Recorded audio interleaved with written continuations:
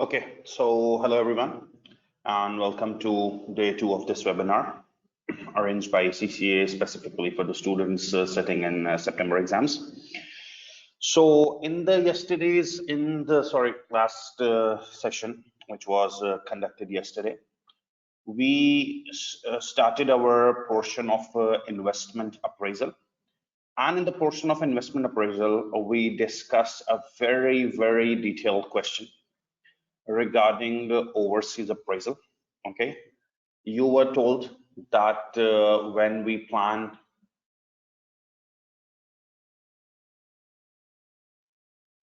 for investment appraisal,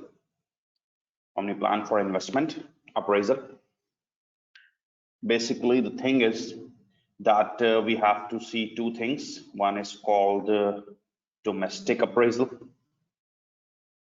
and one is called foreign or overseas appraisal. I told you about the quotes, the currency conversion issue, which will be heavily tested in today's session. And then I told you that when you are in one country and you're investing, for example, in UK, all inflows outflows have to be in UK pounds. Okay. There was a concern among students who were specifically sitting AFM exam in locations where the remote exams are being conducted. They have to answer on CBE platform. So I told you I solved the question on the CBE platform as well. Hopefully, I received many comments after the class, specifically from those students who were having panic attacks because of the CB thing, that it's easy. And I already told you before starting yesterday's session that it's going to be a piece of cake for all of you. Okay, after the lectures are over. Okay, so in the last question, I just have to wind up the last question because we have to move to other areas quickly as well, because we are trying to cover multiple portions in this webinar as well, all the important portions. Okay, so basically you were told in yesterday's session about a company which was Yalandwe. Okay, and Yalandwe country was struggling somewhat financially, so fiscal rate, taxation rate, everything issue. They offered two concessions: zero tax and opportunity to carry forward tax losses. Okay, and then after that we were told about Imani company, that Imani company was based in USA and it was planning to invest in an assembly plant in Yalandwe, where the financial projections and everything was given.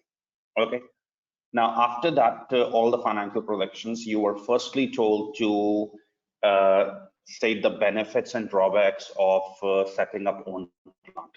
So if you do FDI, if you set up your own plant, what are the benefits and what are the drawbacks? That needs to be addressed, that needs to be considered. Okay, so when we plan about setting up own plant compared to licensing, obviously it has some benefits: motivation among employees, and technological secrets remain with the company, but it has drawbacks as well.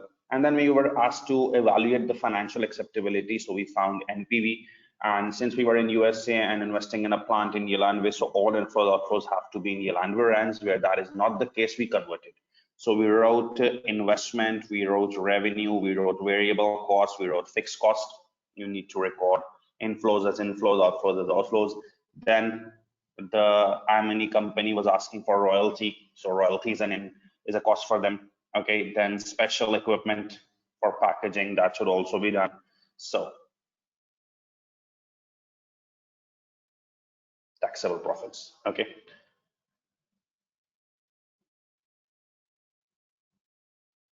on these taxable profits, we deducted tax allowable, depreciation, loss carried forward, then we paid tax on it at 40% after tax. We used to add back depreciation, add back loss carried forward, and after that we did working capital and we got net cash flows, obviously in rands.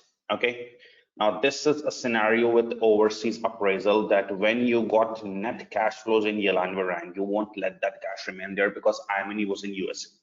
All that cash would be remitted to your home country, called net cash flows in dollar or remitted cash flows. Okay, so you applied an exchange rate, but at the time of exchange rate, I told you multiple times that remember this thing carefully. When you're investing in a project, you were in Yilandwe. If rand was a numerator, it was a direct quote, you needed to multiply. But when you are remitting, you are now in your home country, USA. The dollar rate was in denominator, it was an indirect quote, we divided. Okay, we got net cash flows. Now, usually these net cash flows have to be multiplied with discount factor to get present value and NPV, but it's just a guidance to you. You have to complete the question yourself. Many students have already completed, as I told them, but they just told me that in the starting 10-15 minutes, if I can just give an idea about the remaining aspects, and then you can complete it yourself, because I provided you solutions as well, and you have to move forward towards the next topic as well. Now, once you get net cash flows in dollars, you brought money in your home country. Any additional inflows or outflows in US dollars, that also needs to be considered. Like, for example, I am based in Pakistan and I invest in a project in UK. All inflows, outflows were in UK pounds. Okay, but when I remit amount back to Pakistan, my home country, if there are any other inflows and outflows in Pakistan, I have to bear that. Similarly, iMoney was in USA and it wanted to invest in an assembly plant in Yilandwe, so all inflows, outflows were in Yilandwe rands. But when it remitted amount back to USA, if there are any other inflows, outflows in dollars, that needs to be considered. Now, you need to remember that there is likelihood of usually these four items. One is called additional tax. Okay, one is called after tax royalty income. Okay, one is called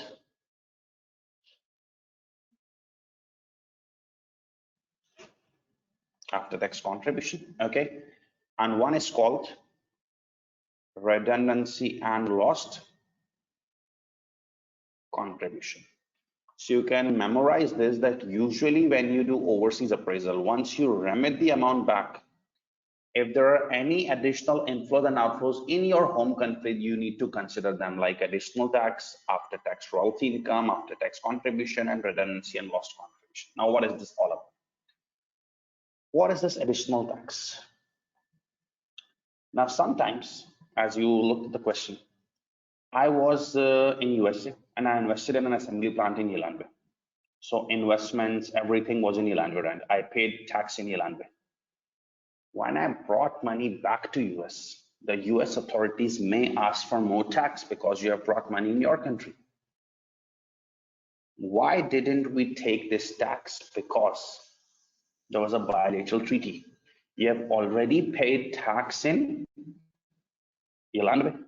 When you bring money back to USA, since there is a bilateral treaty, you don't have to pay double tax. But I just want you to make sure that you memorize this thing, that additional tax can be an issue, that if there is no treaty, then you have already paid 40% there. And when you bring money to US, you also have to pay tax here. Okay, then after tax royalty income, remember, iMoney was asking royalty from the assembly plant. iMoney was asking royalty from the assembly plant. Since iMoney was asking royalty from the plant, so it was a cost for the plant. Yes, we deducted that as an outflow. It was a cost for the plant, but it's an income for iMoney. It's a cost for the plant, so we charged it to the plant, but it's an income for iMoney. So you recorded a cost here for the plant, but you need to record income in dollars for Yilandwe. So many people say that when we have to record a cost here and income for this, better ignore it. You are recording costs one way and then income other way. So no need to record it. No, you must record it. The first basic reason, that carries must, and the second reason, for the plant, it's a cost and the cost will be in rands, remember? But for the iMoney company, when they remit money back, it's an income for them. Income is in dollars. So due to currency fluctuations, the figures won't just offset, they will create a benefit or loss. So always remember, when the parent company asks royalty from the plant, it's a cost for the plant, but income for the parent. Okay, similarly, remember The iMoney company sent special parts from USA to the plant at a cost of $280 per unit, on which they earned contribution. So it's a cost for the plant. So we recorded a cost for the plant. But since iMoney is sending plant the parts at $280 per unit, on which they earn contribution, so it's a contribution income for the plant. You need to record this contribution. And lastly, it was written, if iMoney decides to invest in the assembly plant, its exports would fall and would incur redundancy and loss contribution. So redundancy and loss contribution is a cost. Loss contribution, redundancy, it's a cost. You need to record the cost for iMoney as well. Once these four things are adjusted, you get net cash flows, and from that net cash flows, you need to multiply it with discount factor, which was 12% for this project. You get present value, and the net of all is NPV, which if positive, you need to accept. If negative, you need to reject. Okay. So always remember, we have studied this in detail, that once you remit amount, we discussed in detail yesterday, you have to consider four more inflows, outflows, which have to be borne by the parent once they remit money to US. Additional tax, if there is no treaty, you have to pay tax here as well, what's an outflow. If you ask royalty from the plant, it's a cost for the plant, but income for you. If you are sending parts from them for the plant and you are earning contribution on that, it's a cost for the plant, but income for you. And redundancy, loss contribution, deal these four things to get net cash flows, discount factor, present value, and okay. So you can cover this stuff from the answer and notes provided to you. And if you have any questions, you can ask me on the WhatsApp group as well, because we created the group last night, and there were hundreds of questions, and I tried my best to answer as many questions as possible. Sooner or later, I will answer all questions. So many students, they were stuck in some questions. Obviously, it is not possible for us to deal every individual question of P4 in this webinar, because it's just for key issues. However, the main reason for the group is that students are taking screenshot of the questions, sending me their problematic area, and I'm replying them. Okay, so if you have any questions other than this, you can always refer. Okay, and we will be moving forward towards the next issue. Our today's agenda is to deal currency risk management. Just 2 minutes. If you have any questions with respect to these four things, you can ask, and then we will move. Okay.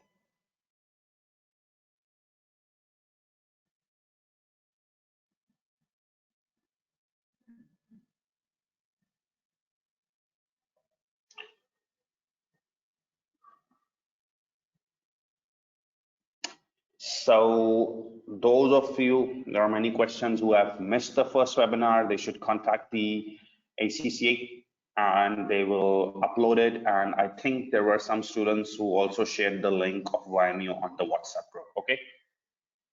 There's one student saying, I'm not audible. I am audible. It's a problem from your side.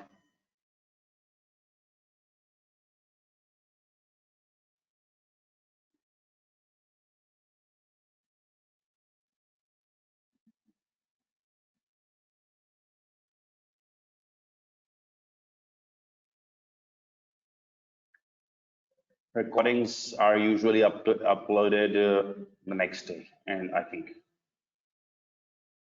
Osman, as far as contribution of 120 is concerned, if you read the statement, the special packaging material will be sent by iMoney at a cost of $200, on which they earn contribution of 40. So when you are sending goods worth 200, the contribution is 40, but you are increasing the transfer price to 280. So if you increase the price by 80, obviously the contribution won't remain 40, it will also increase by 80.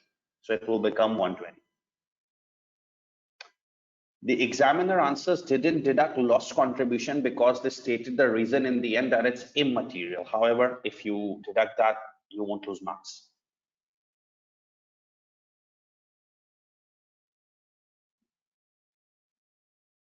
Yes, I'm sharing my number as well, and I'm sharing the WhatsApp group link as well.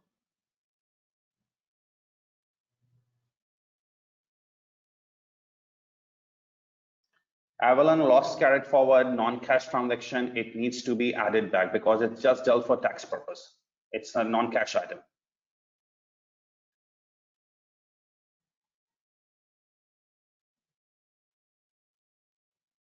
No, man, you can refer that. It's not the case.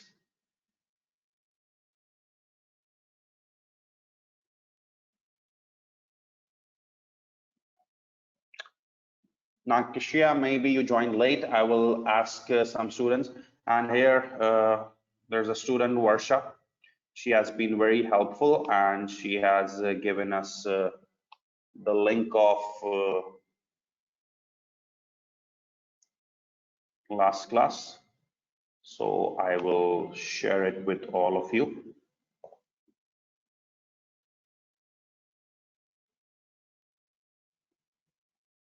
Yes, Janko Bass, you are absolutely correct.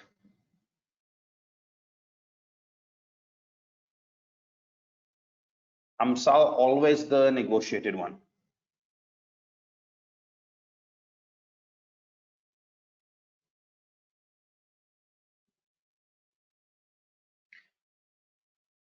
Okay, so firstly, when we talk about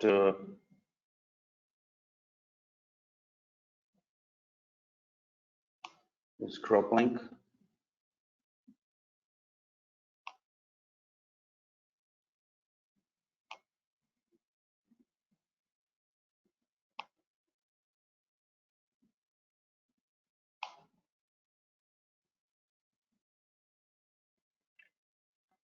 so firstly, I have sent the last class video link. Okay.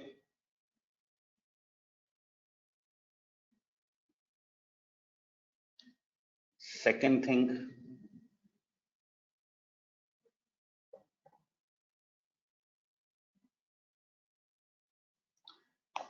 this is my WhatsApp number. So you can WhatsApp me if you are having problems in joining the group. And let me do the third thing for all of you, the WhatsApp group link. Just wait a second, please.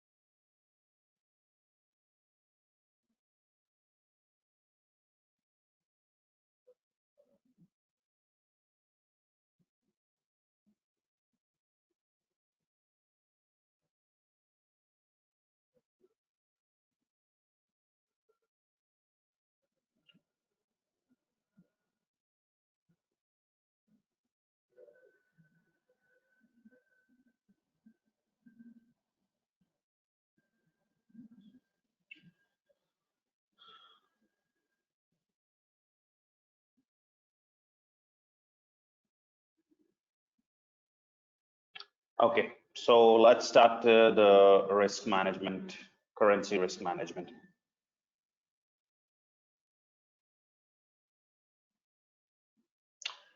This is our today's agenda, that we need to study currency risk management.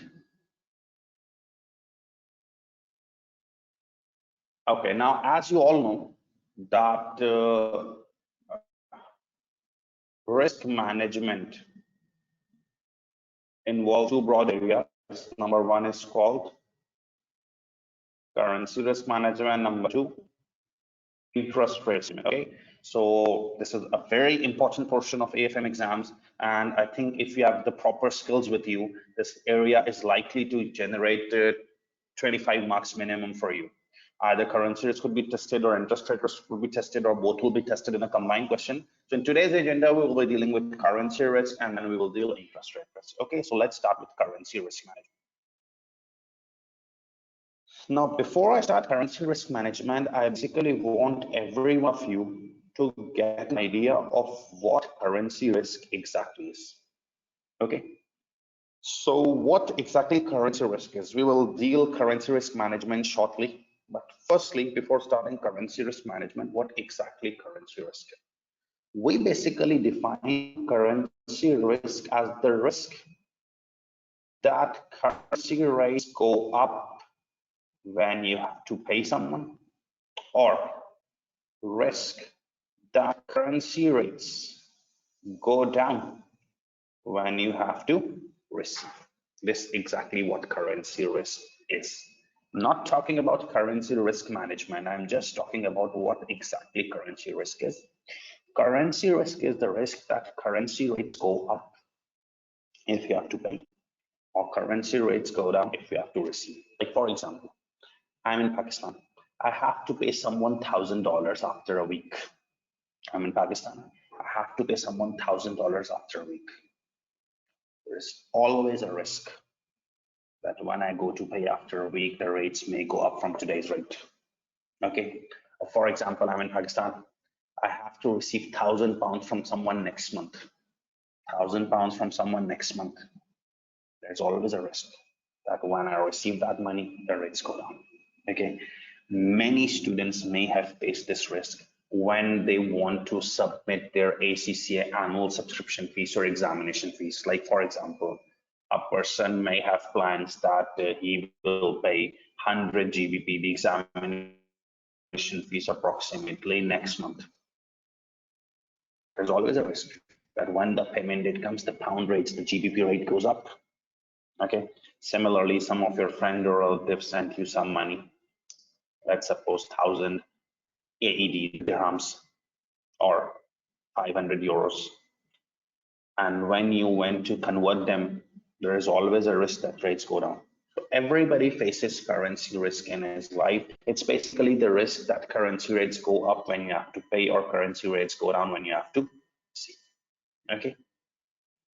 Obviously, this happens because currency rates keep on moving constantly.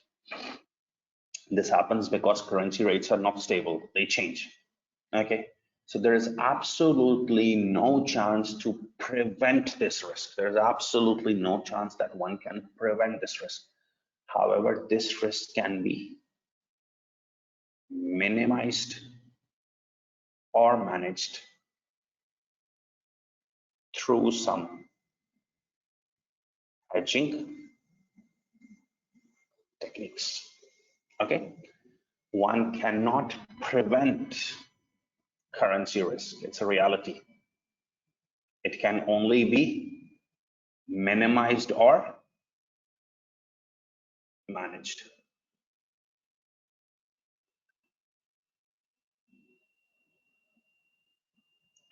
There are multiple requests to send the WhatsApp group link immediately. So I'm just fulfilling that request.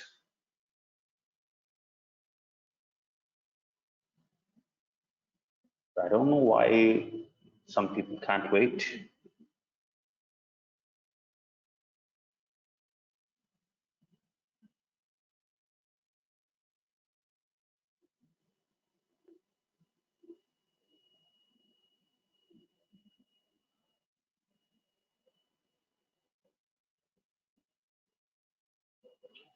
Okay, so I fulfilled the biggest request of WhatsApp group. So anyways, back to the topic. So I was talking that before starting currency risk management, I'm talking about what exactly currency risk is. So currency risk is the risk that when you have to pay someone, the rates go up. When you have to receive from someone, the rates go down. This happens because currency rates keep on fluctuating. There is absolutely no chance that currency rates stop moving. They keep on fluctuating. So this risk can be prevented. It can only be minimized or managed, and they can be minimized or managed through some hedging techniques. Now, there are multiple hedging techniques in practical. However, we will be focusing on three most commonly used hedging techniques. One is called forward exchange contracts. One is called currency futures, and one is called currency options. Okay, there are many more techniques like leading, or like money market hedging, or like netting. But if you have any idea about P4 past exam papers, these three are the most commonly tested techniques: the forward exchange contracts, the futures, the options. That's why I will be focusing on these three techniques in the webinar: forward exchange contract, futures, and options. Okay, so basically, since currency rates keep on moving, and importers and exporters are always worried about this, that whenever we plan to pay someone in the future, there is a risk that rates go up. Whenever we plan to receive money from someone, there is a risk that rates go down. So always they face this risk that is called currency risk. This risk can be prevented. If someone says that I can eliminate this risk, he's misleading you. It can only be minimized or managed through use of some hedging techniques. That is called risk minimization techniques. So we will be focusing on three most commonly used techniques here: the forward exchange contracts, the futures, the options.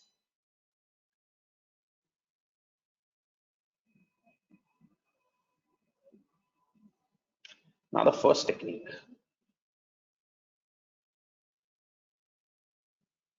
forward exchange contracts. Okay. Forward exchange contracts is basically a risk management technique in which we basically fix a rate for any future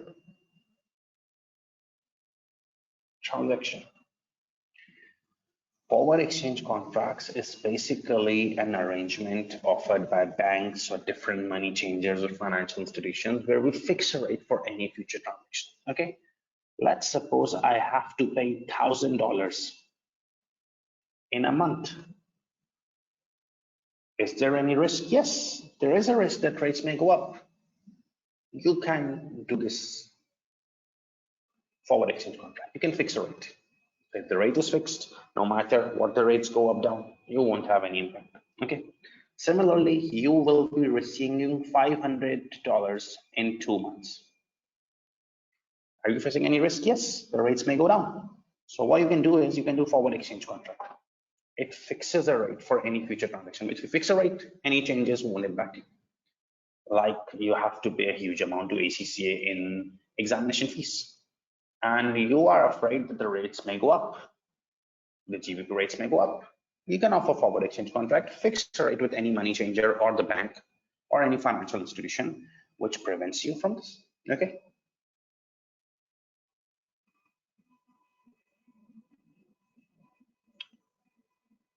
The approach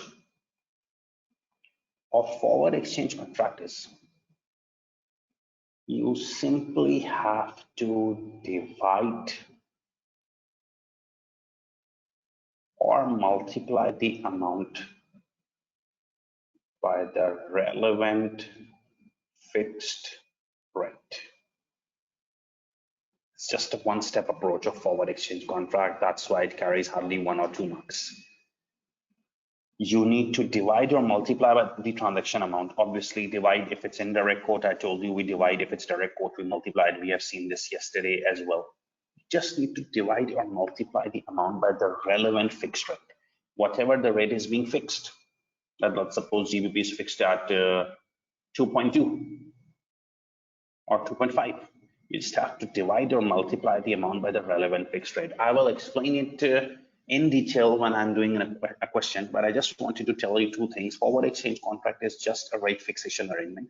We fix a rate for any future transaction. The approach is you just need to divide or multiply the amount by the relevant fixed rate, the rate which you have fixed. Okay, division if it's indirect quote, multiplication if it's direct quote.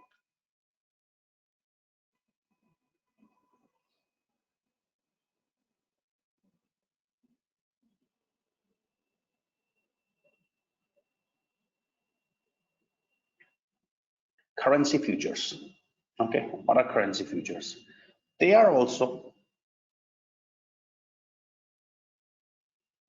rate fixation contracts. In these contracts, we also fix rates. But The difference is that they are standardized. What is the meaning of standardized? Forward exchange contract, rate fixation contract can be done for any amount. $120,000, $98,000, euro 560,000. Forward exchange contract transaction can be done for any amount. But in futures contracts, we fix rates for standardized amounts. Standardized means the money changer at the bank states that either it's going to be for 100,000 USD or 200,000 or 300,000, or it's going to be $100 or 200 or 300. Your own wished amount cannot be taking place in futures. It's only available for forward exchange contract. Futures is standardized contracts. Okay.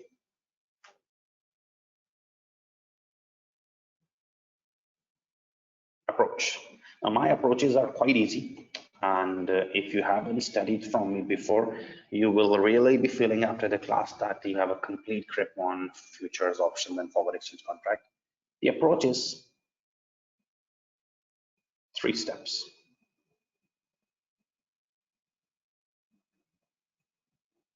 Find lock-in rate. Okay.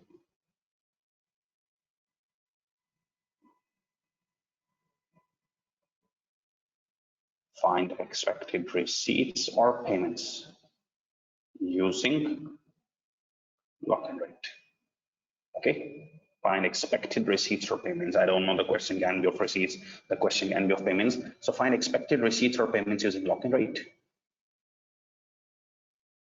And step 3, find number of contracts.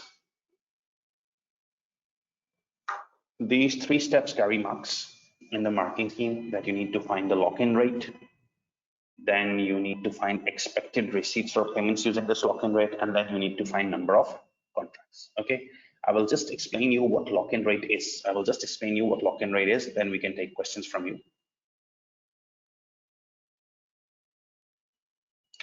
Lock-in rate is just like an average rate. Lock-in rate is just like an average rate. Like, for example, you have to pay after 3 months. Lock-in rate is just like an average rate. For example, you have to pay after 3 months. And when you go to the person or institution is offering you contract, you see that the 2-month rates are 5.5. Okay, and the 6-month rates are 5.9. You want to pay after 3 months, but when you go to the offerer, he's offering you 2-month rate 5.5, 6-month rate 5.9. So here you need a 3-month rate, that is called lock-in rate, average rate. You just see the trend.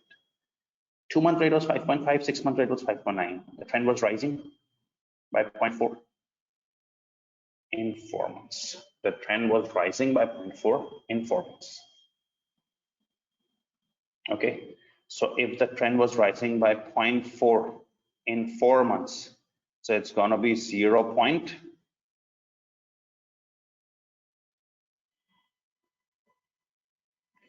per month. If it's 0.4 in 4 months, so it's rising by 0.1 per month. Now you can get the 3-month rate. See, the 2-month rate is 5.5 and it's rising by 0.1 per month, so you need to add it. The 3-month rate is 5.6. This is called lock-in rate. Repeat, you want to pay after 3 months, so you need a 3-month rate. When you go to the offer of the contract, he's saying 2 months rate of 5.5, 6 months rate of 5.9. We need a 3-month rate. You just need to apply averaging strategy, that the 2-month rate is 5.5, 6-month rate 5.9. It's increasing by 0.4. In how many months? 4 months. So per month it's 0.4 over 4, 0.1 per month rising trend. So took the 2-month rate, you went for a 3-month rate, increasing by 0.1 per month, added 5.6 is a 3-month rate. One more example. Let's suppose you have to pay or receive after 5 months. You have to pay or receive after 5 months. So when you go to the offer, he's saying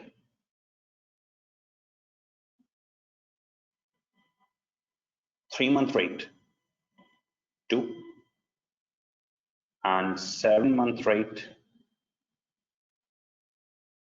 1.2. It's irrelevant for you. You need a 5-month rate. 3-month rate is 2 and 7-month rate is 1.2. See the trend, apply averaging. It's falling by 0.8 in how many months? 4 months. So if you check per month, it's 0.8 divided by 4 months.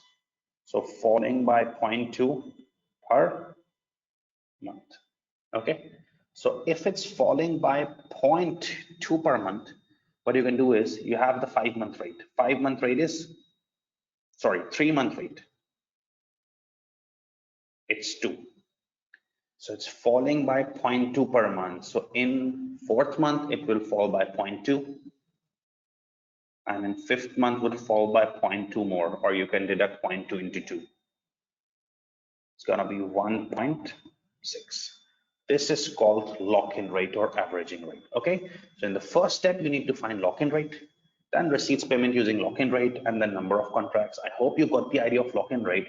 It's just the averaging rate, whatever the trend is there, rising or falling, make it per month, and then either increase it or decrease it. Okay, now you can copy this also, and if you have any questions, you can ask.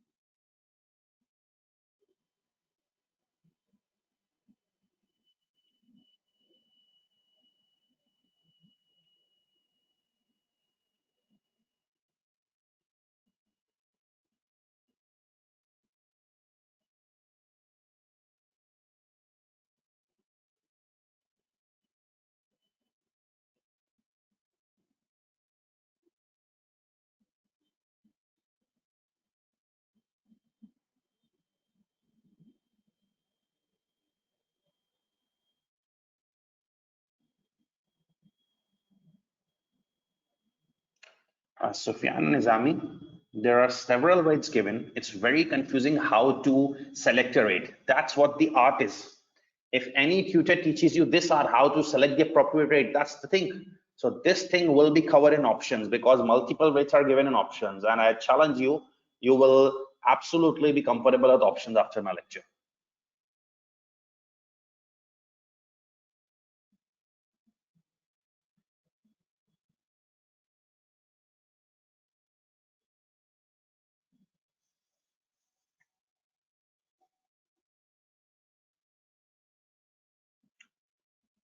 San, there is absolutely a nominal difference in OTC over the counter products and exchange traded products. You see, if you focus on the name, exchange traded means they are traded on an exchange. Like for example, any product on stock exchange is called exchange traded product because there is an exchange. Similarly, there is in our country, Pakistan, mercantile exchange through which we trade the commodities, gold, silver, crude oil, etc. It's an exchange. A regulatory body is set up and you need to enter into contracts through that body. That is called exchange traded. Okay, but over the counter, there is no exchange. The parties deal directly. There is no regulatory body. The parties deal directly. So Vedula, there are two examples on your screen. In one, the prices are rising, and in one, the prices are falling. If the prices are rising trend, you need to add that. But if the prices are falling, you need to deduct.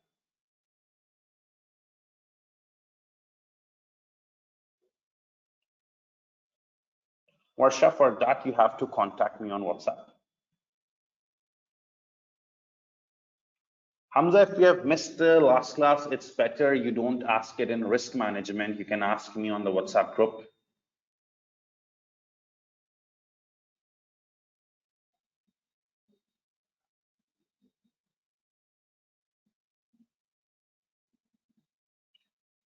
So Nahida Noori, why are you just deducting 0.2 one time? because your 3-month rate is 2 and you have to go to 5-month rate, 2 more months. So in 2 more months, it's falling by 0.2 in each month. So if you will just deduct 0.2 one time, it will go to 4th month.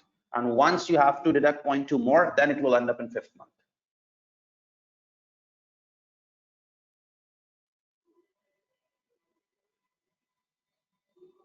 Standardized means it's not available for the amount you want. Like if you want to minimize risk for $550, you can offer forward exchange contract. If you want to hedge risk for $710, you can opt out. But in futures, it's a standardized contract. The money changer or the financial institution will say that we only offer for $100, $200, $300, not yours. Rakib Zaman, you have mentioned the same question 5, 6, 7 times. So obviously I have to look at many questions. Please ensure the question is coming just one time.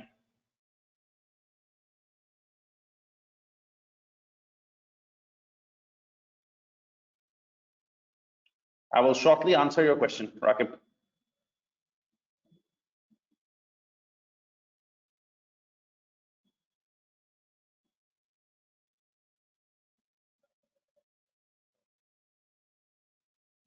Yes, Minal, you are right.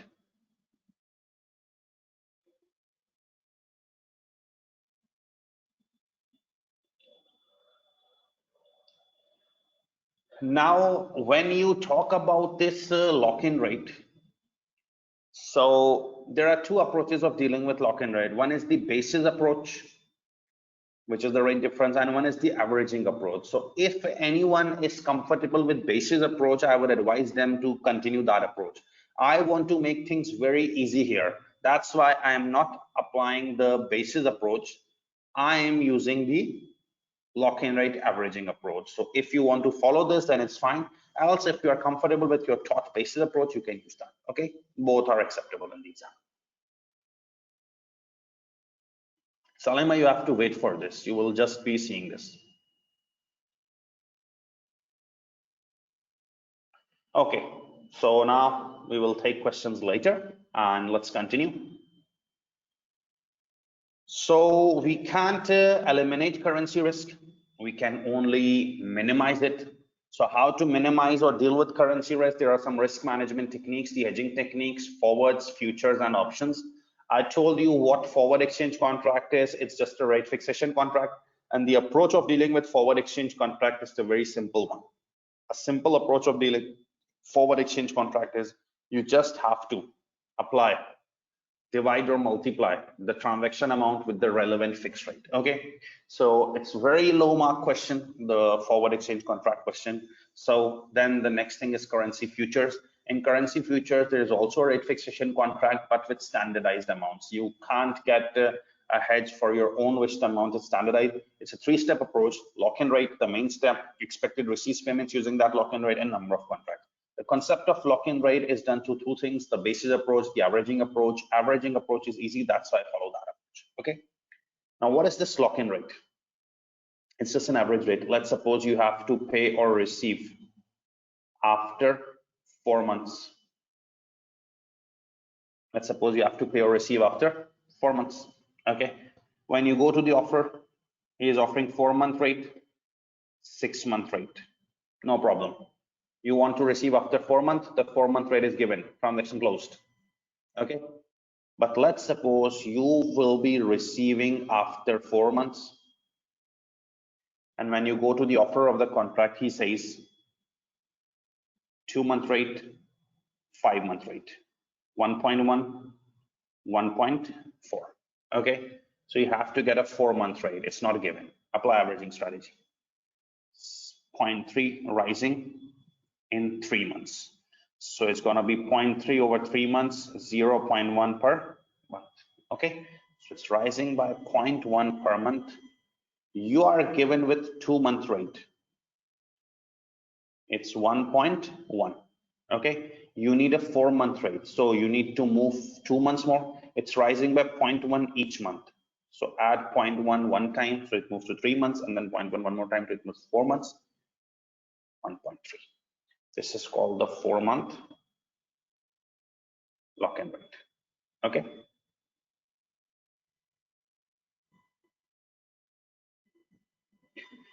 Similarly, you will be receiving or paying after 7 months. Okay. When you go to the offer, he says 6-month rate 5 and 8-month rate 4.5.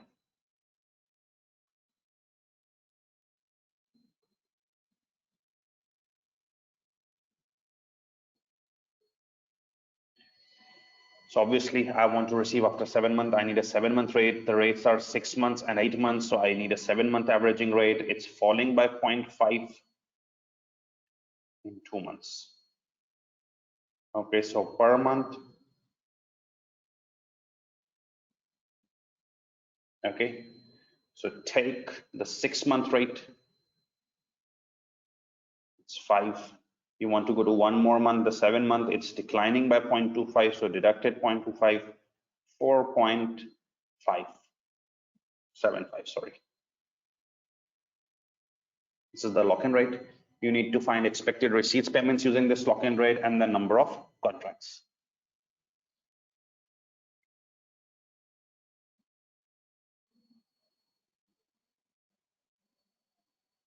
One student was asking, sometimes there are 2 lock-in rates given.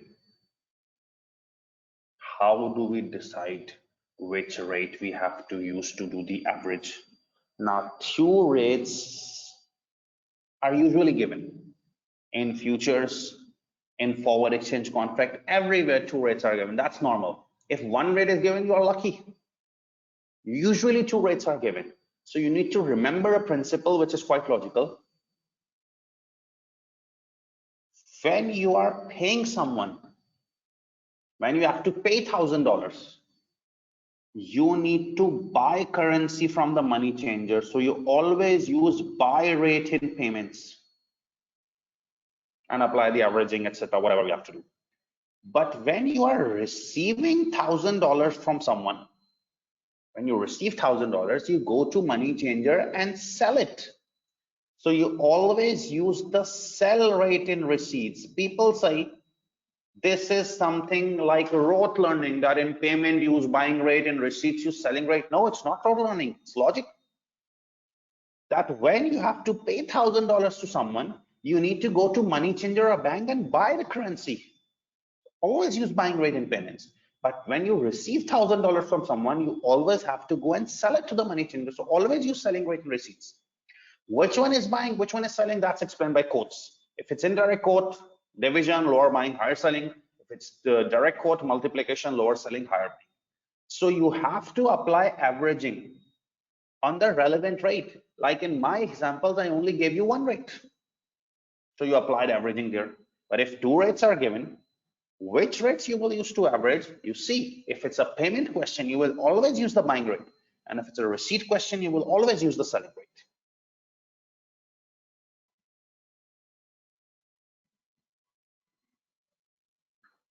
I want you to just copy the approach of options. I will then explain and move towards the question.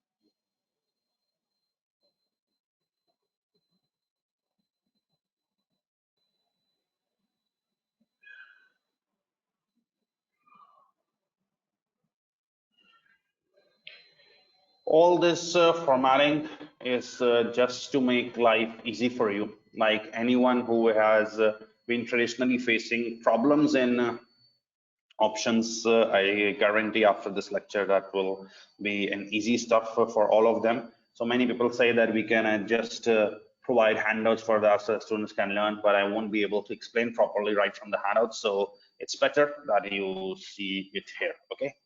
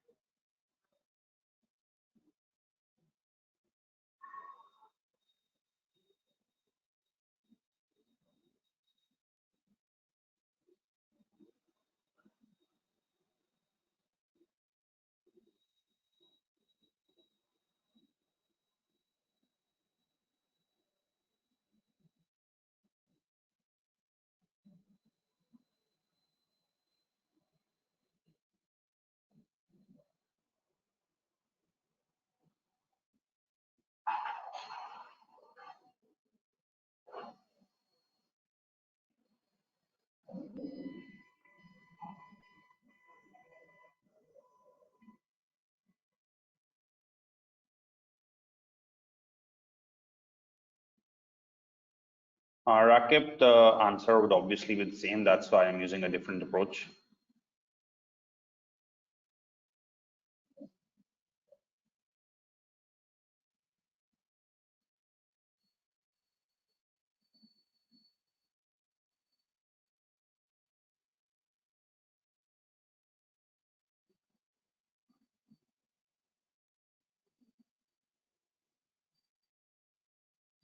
Varsha, you are right in your approach as well.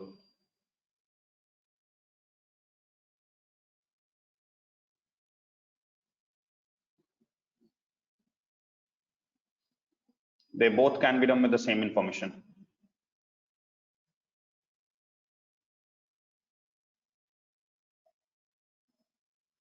Yes, both approach require same information and same answer.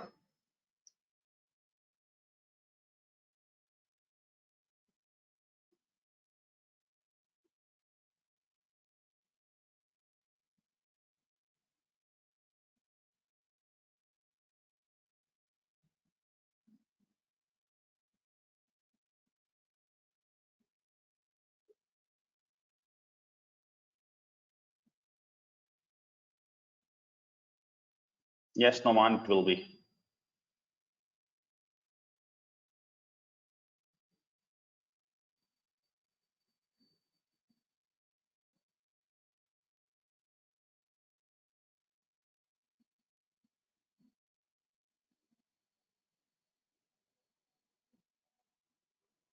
Sal, you have to just patiently watch how it's working.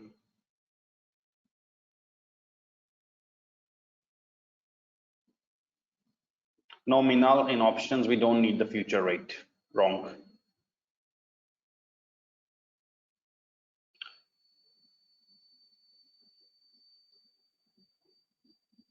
Oriam, that's the main thing, when to take a call option, when to take a put option. So obviously I will be explaining it.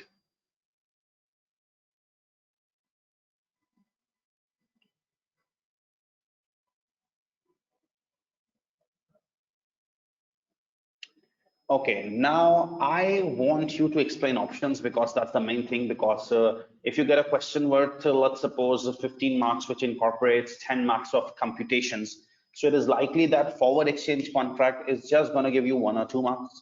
Futures is just going to give you 2 or 3 marks. The major marks, 5 to 6 marks, would be of options. It is very important that you consider options here. Okay, and I will make it very easy for you. Okay. There are many people who have done futures with basis approach rather than this averaging approach. I just want to tell them that averaging approach is easier. However, if still you are comfortable with the basis approach, you can do that. Answers will be both cases. I'll just gonna be proving that shortly. So forward exchange contract was rate fixation, and the approach was you just need to divide or multiply by the relevant fixed rate. Okay. In futures, the contract was of rate fixation but standardized amounts. Okay. And there was three-step approach: lock-in rate. I've explained it in detail. The expected receipts payments using lock-in rate, and the number of contracts. Okay. Options. What are options? Options also fix a rate. Options also fix a rate, but the only difference is that options are not a legal obligation. They're just a right. Okay. You can back off from option. You can let them lapse. You cannot do this with forward exchange contract or futures. However, options, the only difference between options and the other techniques is that options also fix rate, but they just give a right, no obligation. You can back off whenever you want. Okay. Now, there are two types of options. One is called call option and one is called put option.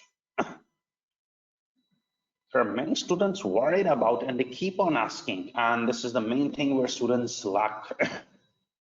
There are two types of option: call option and put option. When to use which option? Okay, so I just told you when you are doing payment, to someone. Okay, let's suppose I have to pay £1,000 to someone.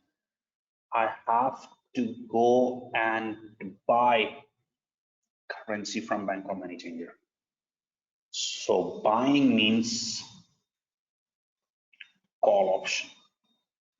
So many people learn that in payment we use call option. Correct. In payment you need to buy currency. Buying means call option. But whenever it's a receipt case, you are receiving money. Whenever you receive $1,000, you don't buy, you sell. Selling means put option. Okay.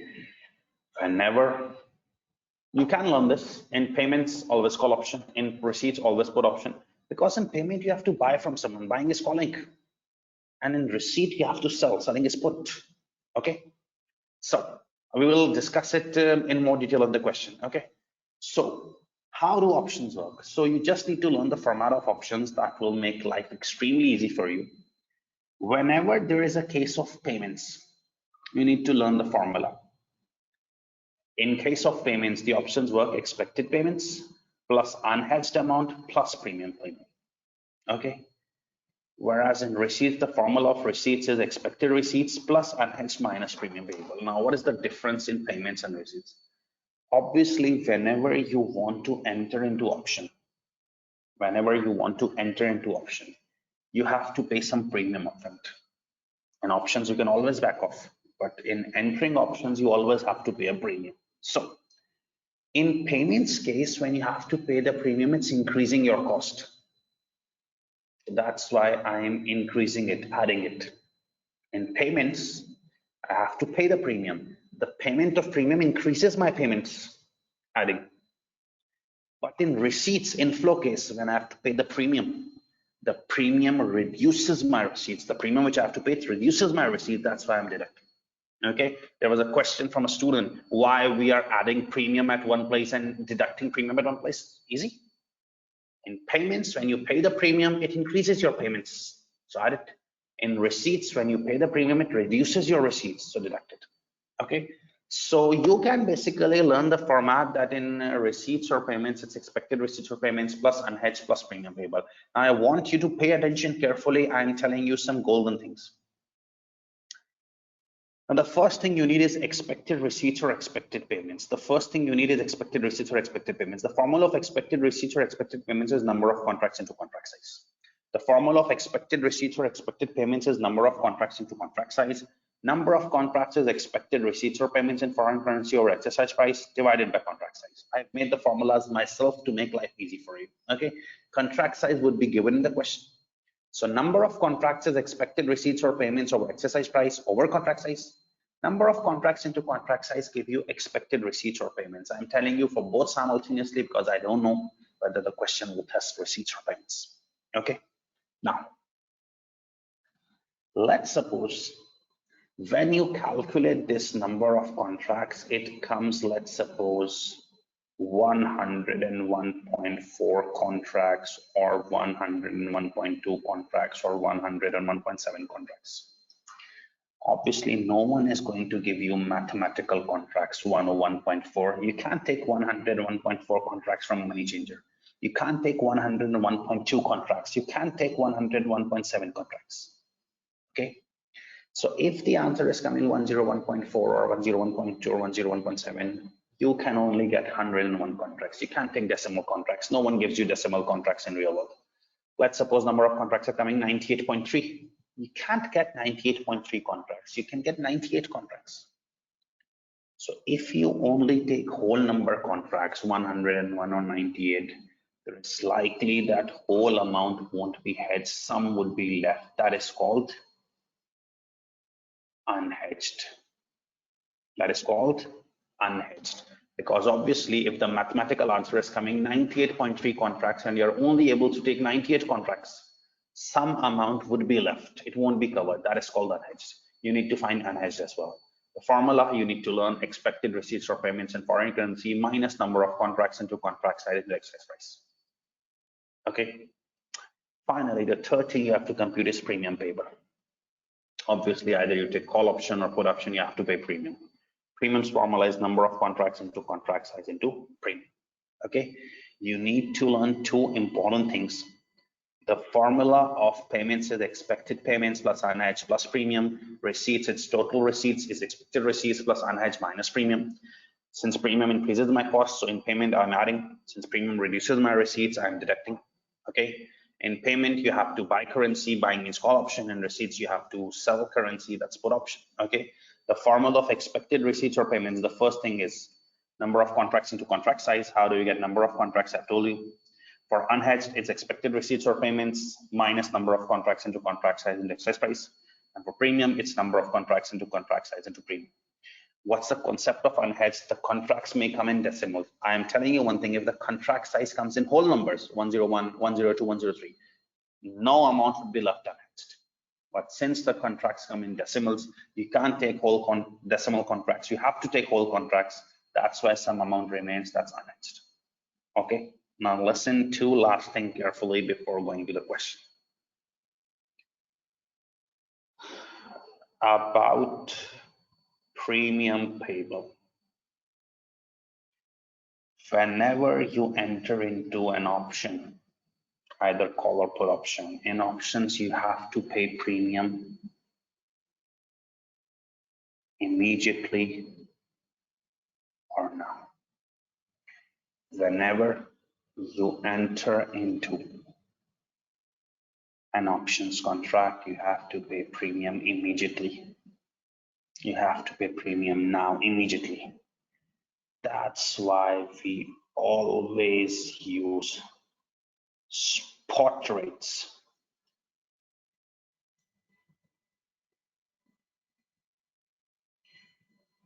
In premium computation. Spot rates are the today's rates. So you have to pay premium immediately or now. You have to pay premium immediately or now. So when you have to pay premium immediately or now, immediate means today, now. You always use spot rates in premium computation. You have to learn all of this because it carries logic weight as well. Because premium has to be paid now, use spot rates. Okay.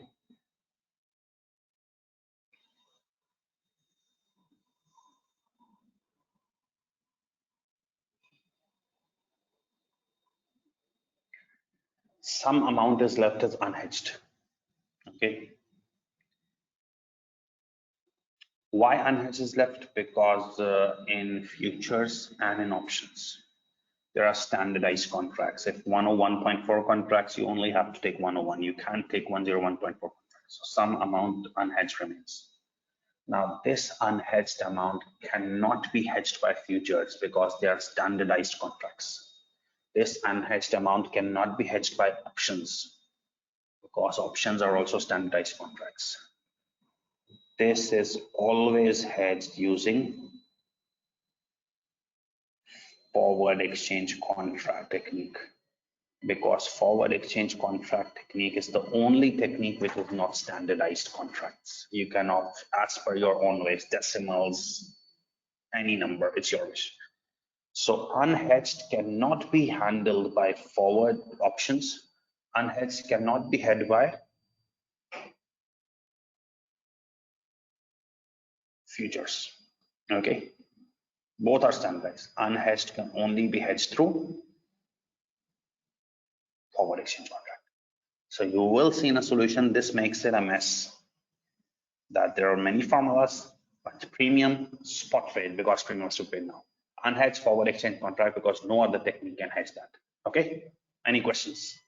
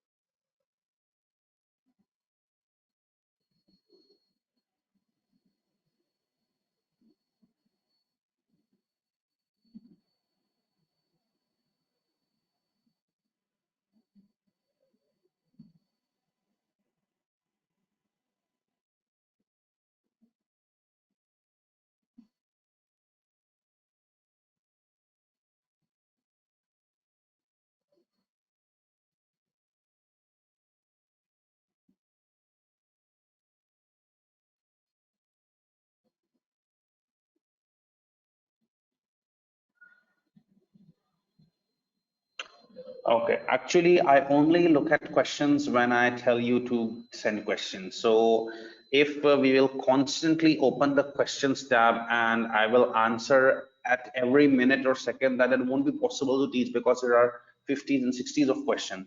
So always when I say questions, you can give questions that time. Every 15-20 minutes, I obviously tell you to ask questions. So let's start.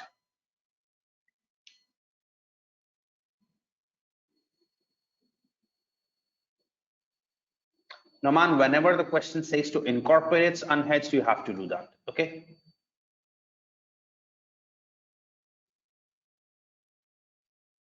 Minahel, it's never possible that unhedged is subtracted. Arlene, I will try. Rakib Uzaman, the past paper question we will be dealing, it would have two rates, don't worry.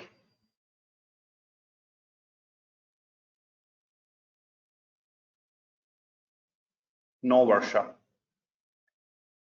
Charity, I will just explain premium again, wait. Kotlia, it is absolutely not possible to answer that what is the expected content of investment appraisal or expected content of options. Everything is important, you have to cover everything.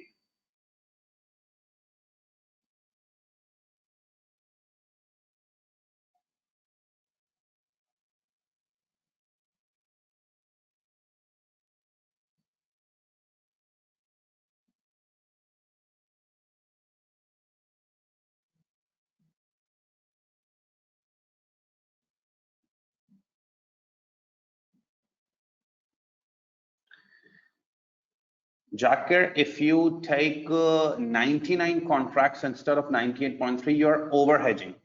So overhedge has to be deducted, but I would advise you, since you're following my approach, use the underhedge. Okay. Rakib if internet problem and voice problem is in my side, all 150 students would be having problems. Since you are the only one having problems, so it's at your side. Okay.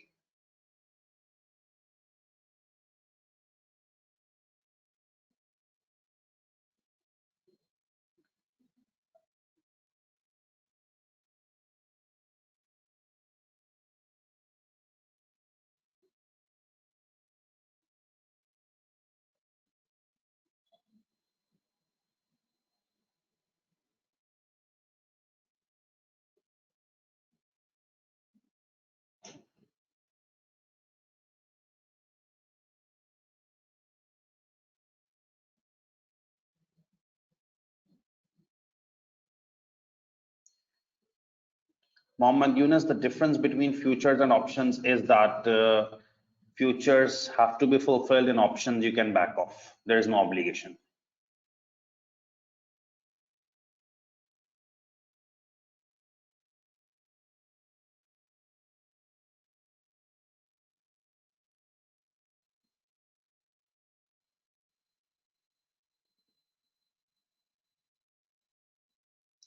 Jangobas, you have to complete the lecture to be able to completely get a grip on call and put option.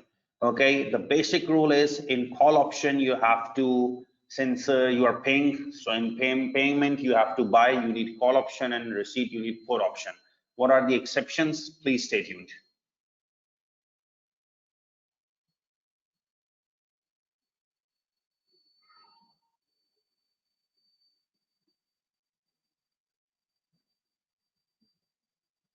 Yes, Abdullah.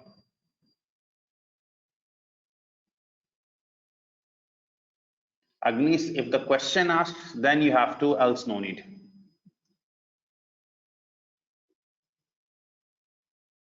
Yes, Clement, if the number of contracts is in whole number, even if you apply my formula, the zero value will come in unhedged, because logically, if the whole number of contracts are taken, there is absolutely no unhedged amounts. Yes, Oriam, for any decimal figure, you need to use the lower value, like 98.8 contracts, take 98, 99.7 contracts, take 99.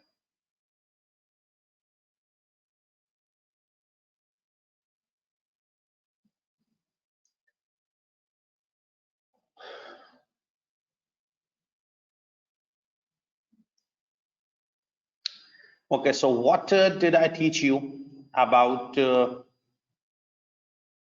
options? Because that's the main stuff. Just a quick recap.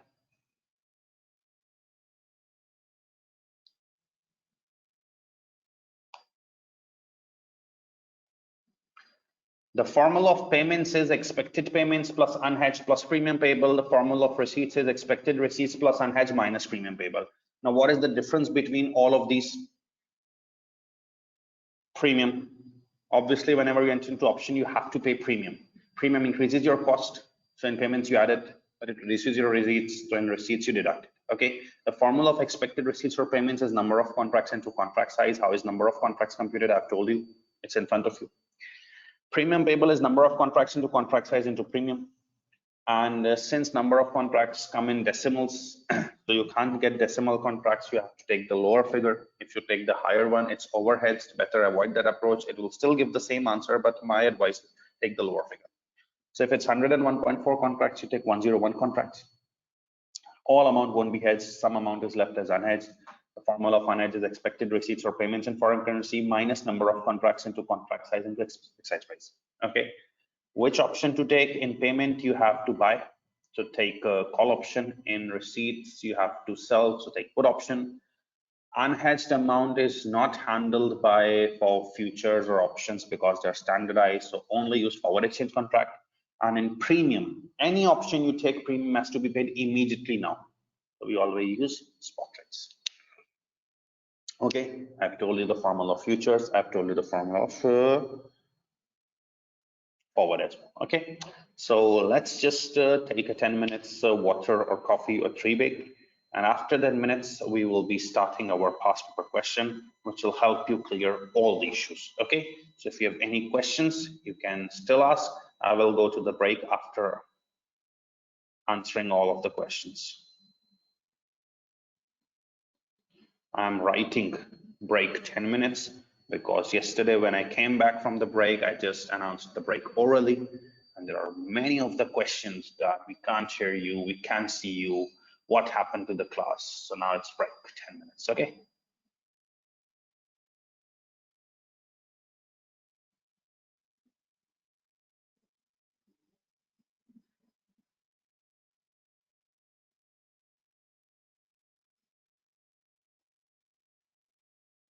Kotler, thanks for the information, I know that.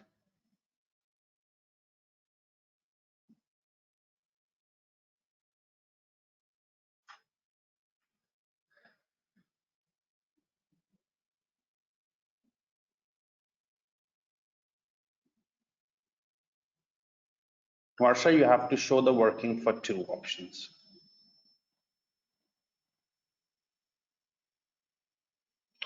Jawad, there is a tab of handouts in the GoToWebinar tab. You can get the handouts from there.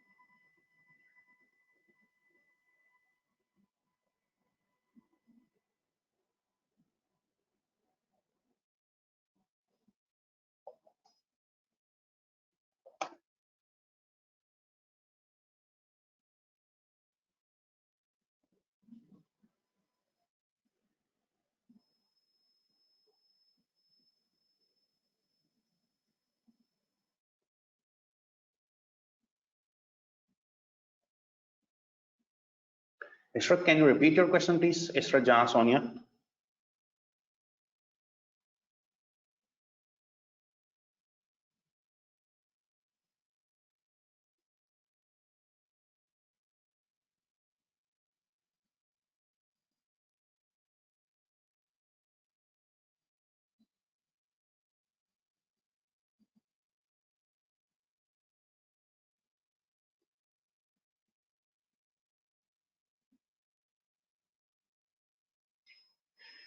Yes, Ashrat, I will try to brief it. And if it's not possible, you're always welcome on WhatsApp and get an idea about that.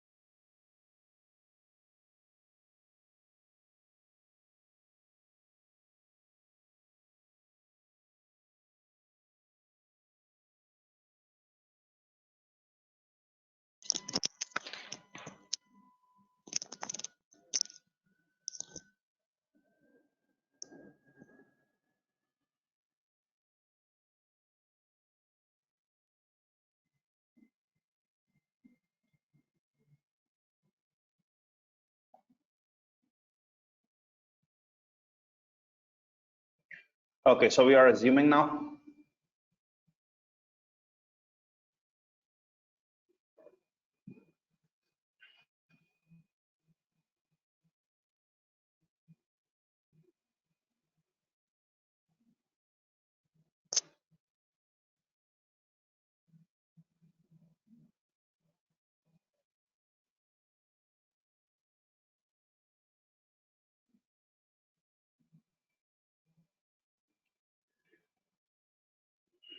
Okay, so we will be discussing now a past paper question.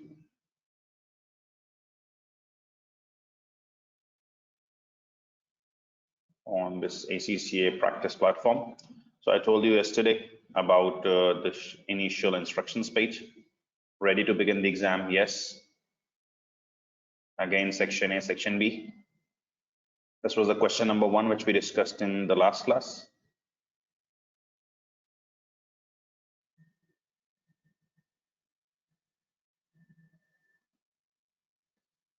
Now we are moving towards second question.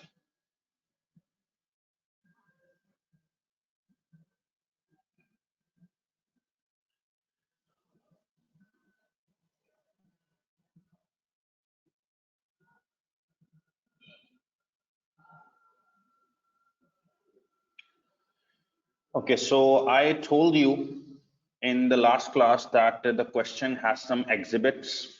The question paper has some exhibits. So you need to click on exhibits to get the things right.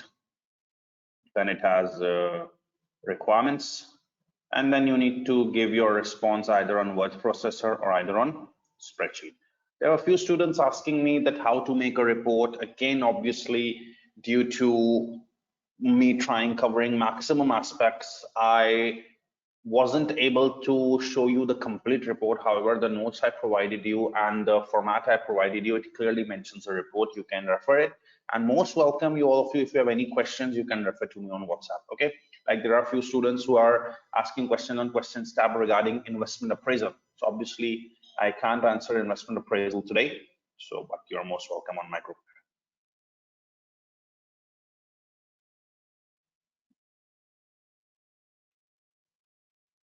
Okay, so I have clicked on exhibit 1 and we will start in this question.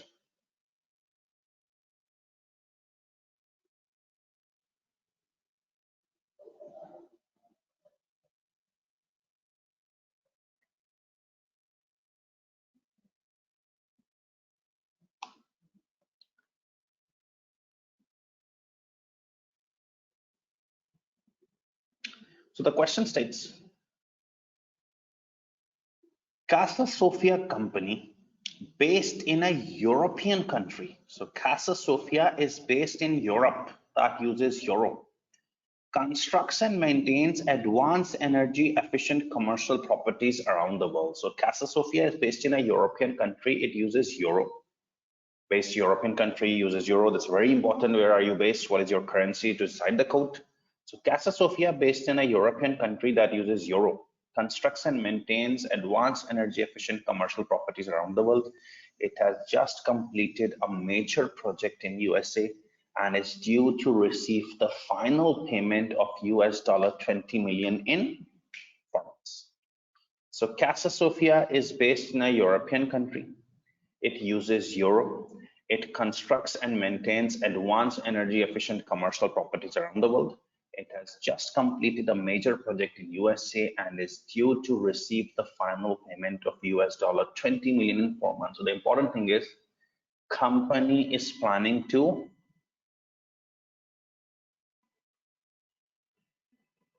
receive $20 million in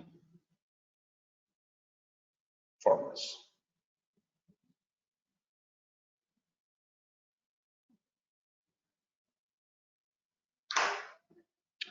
Next, Casa Sofia is planning to commence a major construction and maintenance project in Mazabia, a small African country, in 6 months. The government-owned project is expected to last for 3 years, during which time Casa Sofia will complete the construction of state-of-the-art energy-efficient properties and provide training to a local Mazabian company in maintaining properties. The carbon-neutral status of the building has attracted some grant funding from European Union. and these funds will be provided in Mazabian shillings. Casa Sofia company intends to finance the project using 20 million it is due to receive and borrow the rest through a euro loan. It is intended that US dollar receipts will be converted into euros and invested in short-dated bills until they are required. These funds plus the loan will be converted into shillings on the date required at the spot rate at that time. Mazabia's government requires Casa Sofia to deposit shillings 2.64 billion it needs for the project with Mazabia Central Bank at the commencement of the project. In return, Casa Sofia will receive the fixed sum of shilling 1.5 billion after tax at the end of each year for a period of 3 years. Neither of these amounts is subject to inflationary increases. The relevant risk-adjusted discount rate is 12%. Okay. The exhibit has ended, so I need to move towards the next exhibit, which states financial information.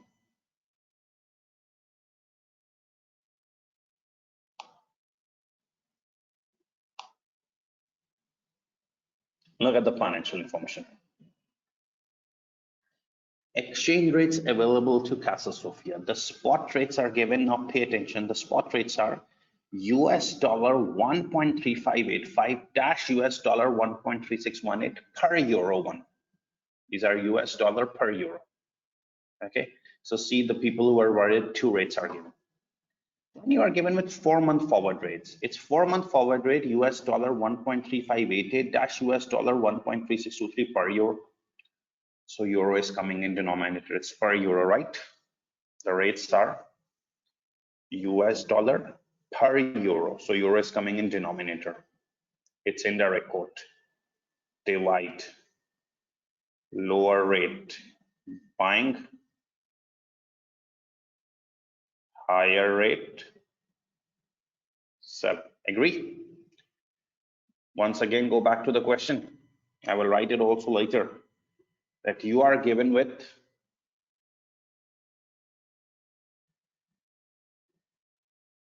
financial information. First, you are given spot rates. US dollar 1.3585 dash US dollar 1.3618 per euro. Per euro means euro in denominator. And 4-month forward is US dollar 1.3588 dash US dollar 1.3623 per euro. And then you are given with MSHS, that's shillings, 116 dash shillings 128 per euro, but 4-month rate is not available. After that, you are giving information about currency futures. The contract size of currency futures is 125,000 euros. I told you futures are of standardized nature. Contract size 125,000 euros. Quotation is dollar per euro. Again, dollar per euro means euro is in denominator in direct quote. So you are given futures for 2-month expiry 1.3633, 5-month expiry 1.3698. Okay. And then you are given information about currency options. The contract size again standardized 125,000 euros. Exercise price quotation is dollar per euro. Again, dollar per euro and cents per euro. Either it's dollar per euro or cents per euro. Euro is per euro denominator. Either it's dollar per euro or cents per euro. Euro is in denominator. Okay. You're given two exercise prices, 1.36, 1.38. You're given calls and puts. 2-month expiry calls, 5-month expiry calls, 2-month expiry puts, 5-month expiry puts, and this figures in the middle in calls and puts.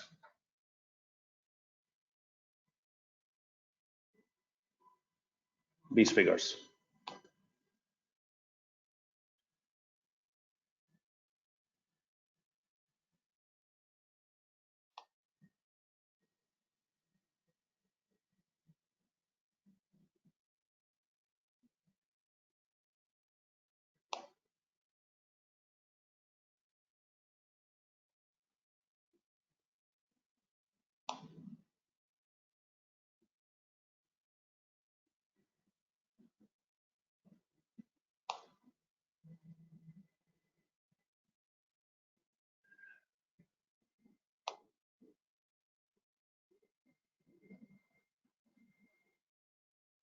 You need to pay attention to this.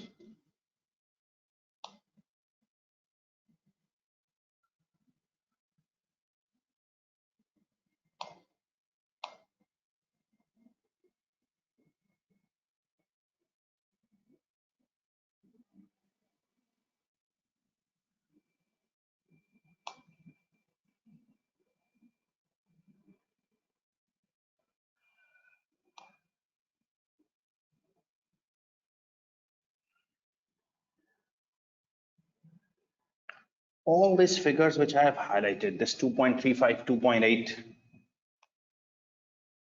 2.47, 2.98, 1.88, 2.23, 4.23, 4.64, all these figures which I have highlighted,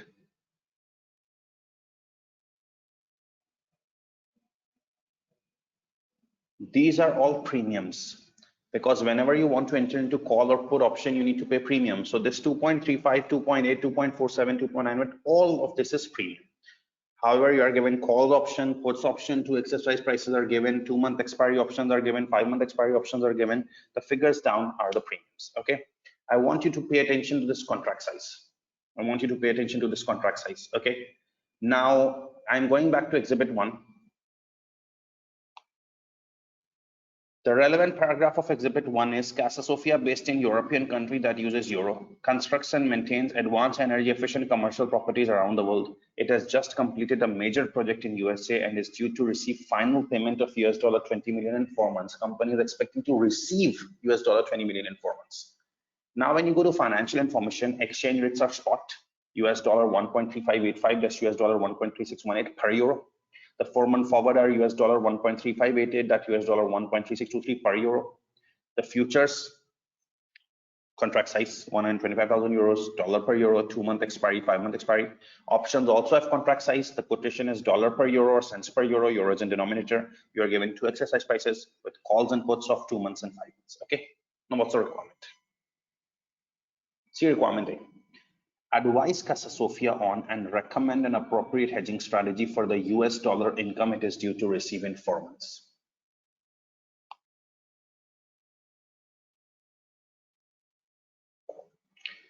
My response should be on Word or spreadsheet, is up to me, my choice. If I open the spreadsheet,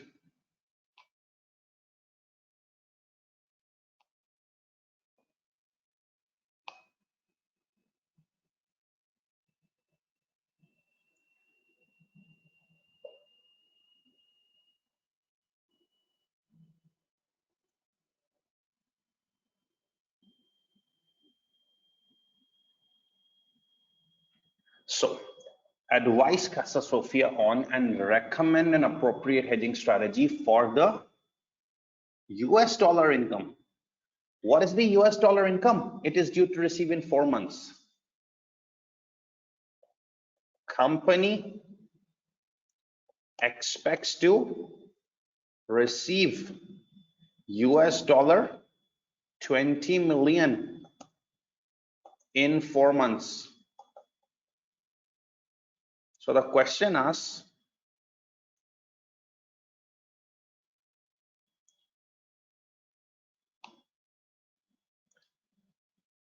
advise Casa Sofia and recommend an appropriate hedging strategy for the US dollar income it is due to receive in 4 months. What is the US dollar income it is due to receive in 4 months? It's 20 million US dollar as per paragraph 1. You can verify.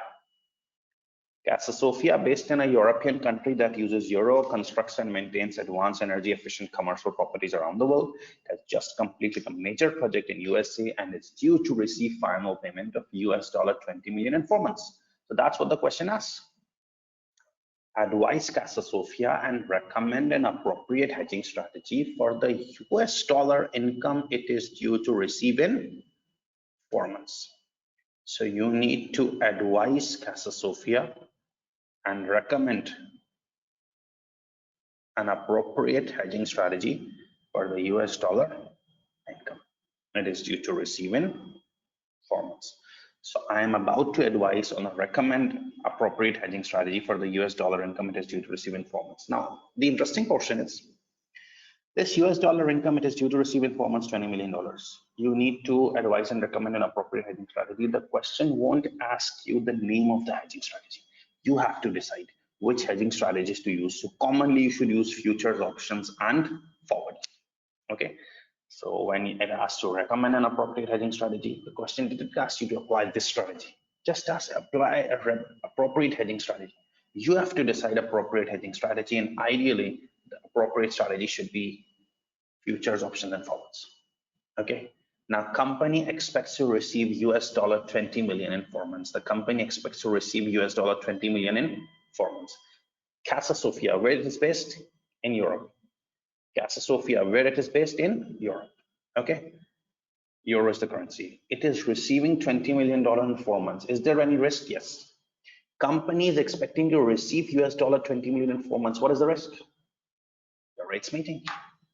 It needs to hedge it.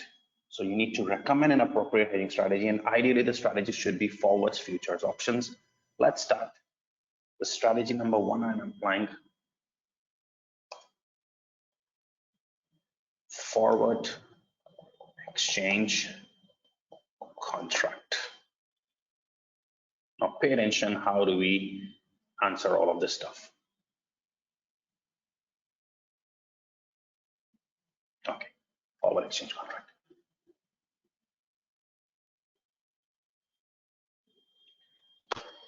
Okay.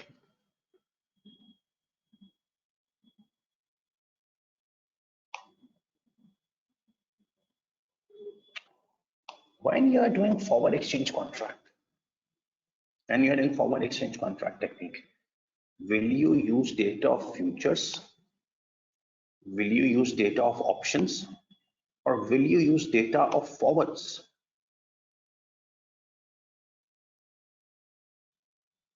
Tell me.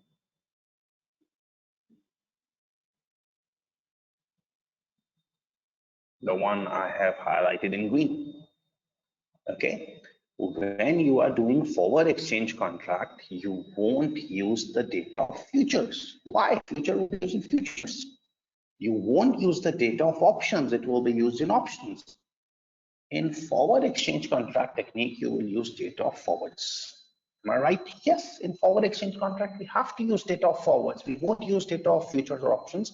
We will use data of forwards. Okay, so there are two rates, 1.3588, 1.3623. So which is the quote? Its company is based in Europe, and euro is coming in per euro denominator. It's an indirect quote, you need to divide.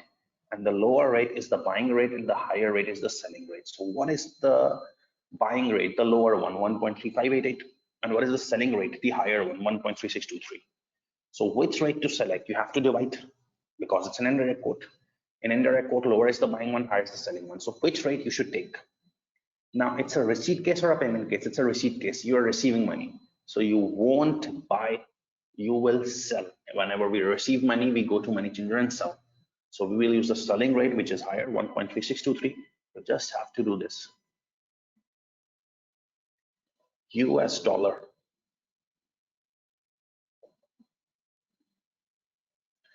$20 million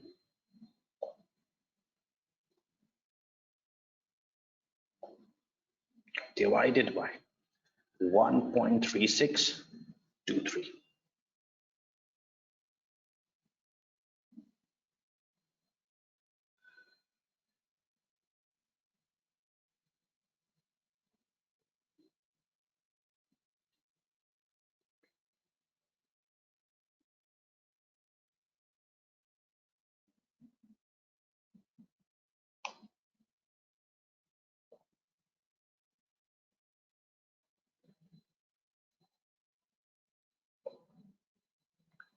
Euro 14.68 million.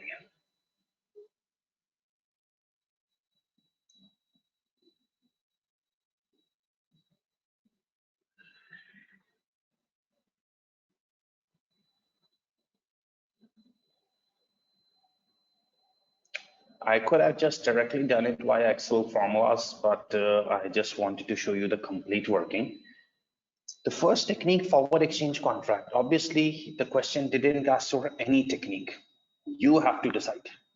When the question asks, recommend a suitable hedging strategy for the US dollar income, 20 billion it is due to receive in 4 months. You have to recommend an appropriate strategy, and the appropriate strategy you should show is forwards, futures, and options. Let's start with forward exchange contract. You are receiving 20 million. You know the approach, either divide or multiply with the relevant fixed rate. In forward exchange contract, you won't use the data of futures. You won't use the data of options. Instead, you should use the data of forwards.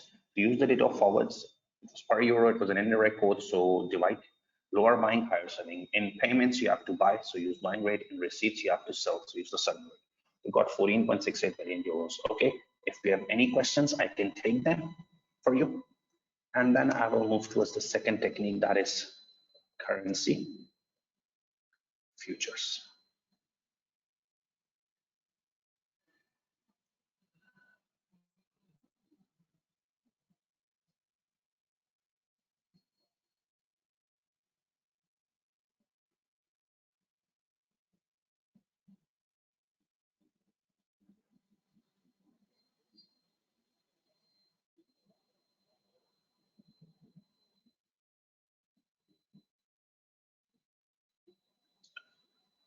Mohammed, it's not possible that forwards is not given.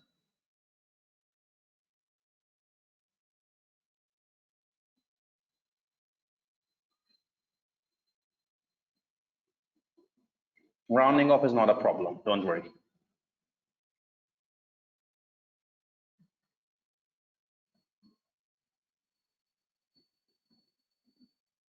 Ahmed Junaid, you have to copy paste from there, okay, from the question.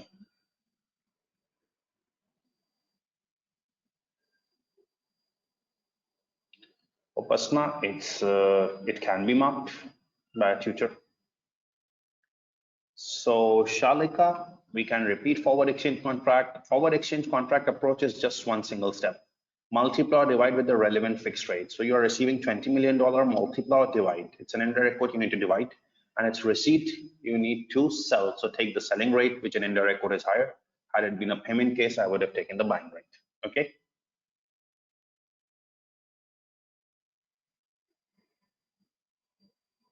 Salima, the advisable options are futures, options, and forwards. Jakir, you have to wait that which is the best one. I will just tell you.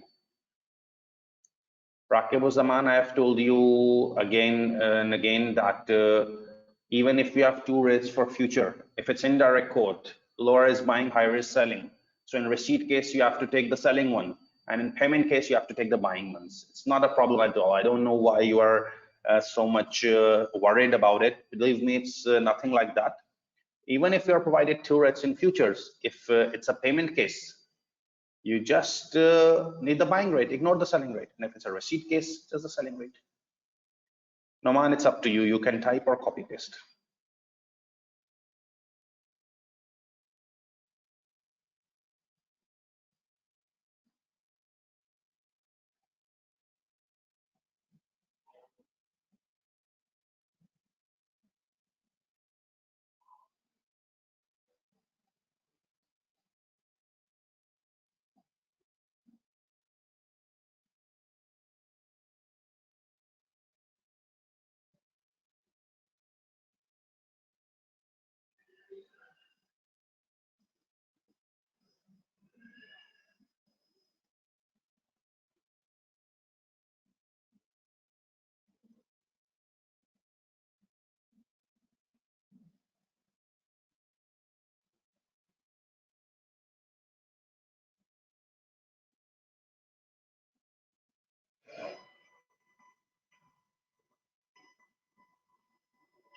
Okay.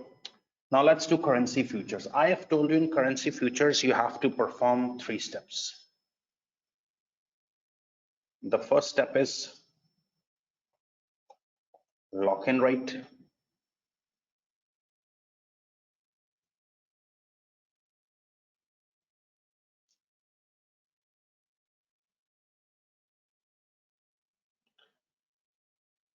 Step 2,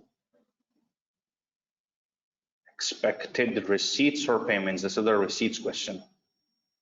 Watch carefully, then copy.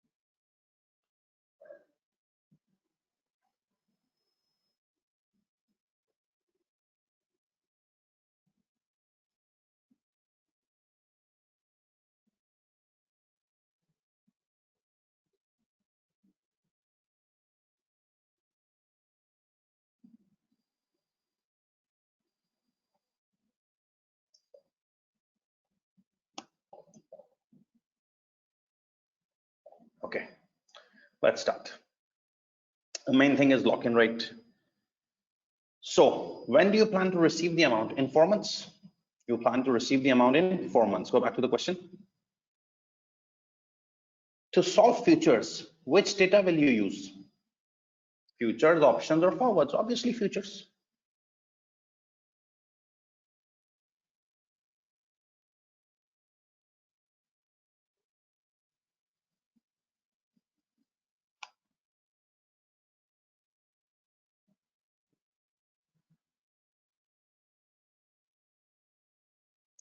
Now you will use the data of futures. There is absolutely no need to look at any other data because I am doing it for futures. So the only relevant data is my futures one.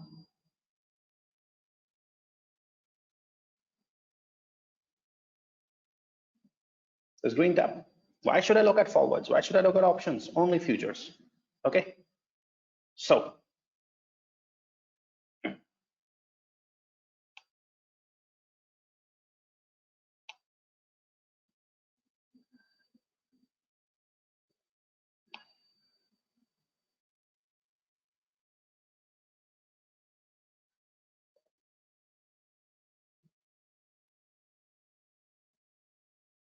let's compute lock-in rate.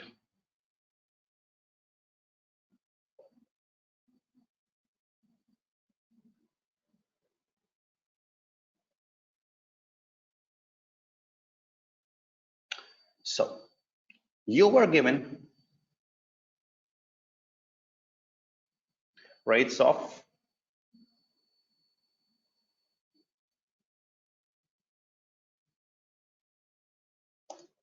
two-month expiry, and you were given rate of 5-month expiry, right? If you look at the question, you are given rates of 2-month expiry and you are given rates of 5-month expiry. Okay, 1.3633 and 1.3698. Is that the case? Yes. You're given 2-month expiry 1.3633 and 5-month expiry 1.3698. Okay. You need a 4-month rate because the payment is coming in 4 months. You need a 4-month rate. So you need to find the lock-in rate. Okay. What is the trend? It's 1.3633 minus 1.3698. It's increasing by 0.0065 in 3 months, right? It's increasing by 0.0065. You need to take the difference in 3 months. Okay, so if it's increasing by 0.0065 in 3 months,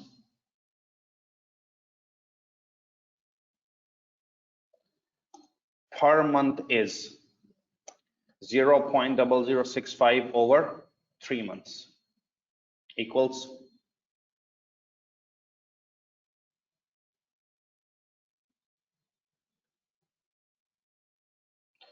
0.002166, right? Okay, so now it's rising by 0.001266 per month. So what you can do is you need a 4-month rate. So you have the 2-month rate 1.3633, the 4-month rate, plus it's rising by 0.002166 per month. If you add one time, it increases to 3 months, plus 0.002166 one more time. Okay, so it equals, or you can multiply it with 2, it's up to you.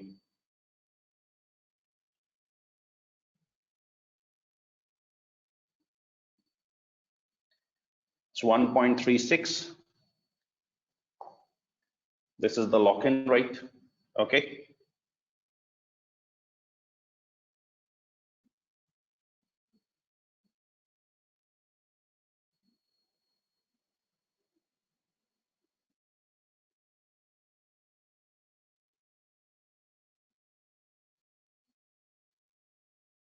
Okay, because you were given 2-month expiry, 5-month expiry, so you took a rising trend in 3 months, you took per month, and you took the 2-month rate, added 2 months, so it gets 4-month rate. Okay, now expected receipts using lock-in rate. What is the receipt?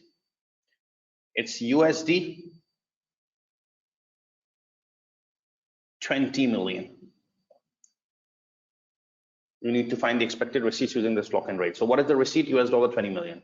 Multiply, divide. Again, it was per euro indirect quote. You need to divide by this lock-in rate. 1.3676 is the lock-in rate. Okay, so you get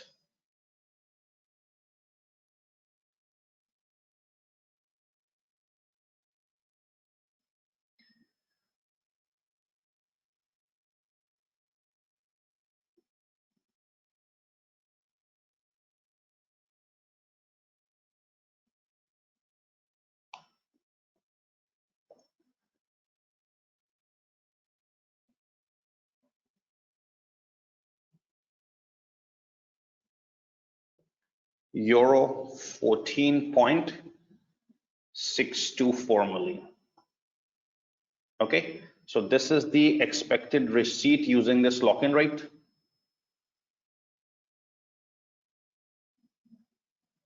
And finally, you need to enter number of contracts. Okay, so what is the receipt? It's 14.624 million. Okay, 14.624 million is the receipt. And if you check the contract size is 125,000 euros, that means in millions it's 0.125. You're doing in millions, it's 0.125 million, the contract size. So 14.624 million euros is the receipt divided by contract size. It's euro 0.125 million. You get number of contracts.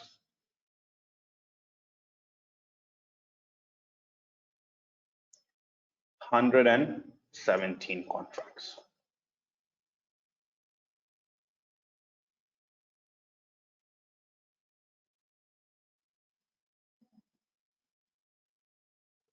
So these were the 3 steps I wanted to show you for futures. That at first the lock-in rate. I hope you got the lock-in rate and receipts or payments using this lock-in rate. If it's direct quote, multiply, and direct quote, divide, and the number of contracts. Okay, you can copy this stuff. If you have any questions, you can ask, then we will move towards options, the main thing.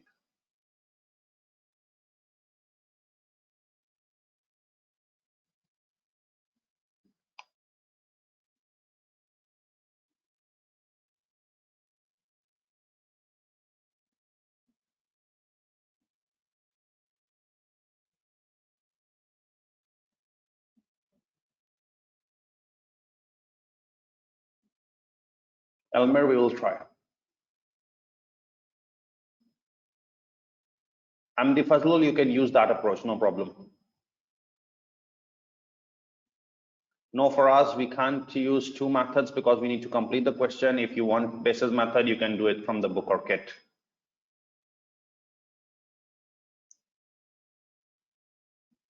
Jankopas, why are you using the spot rate? It's not given in futures data. In futures data, spot rate is not given. Had it been given, then we could have done that.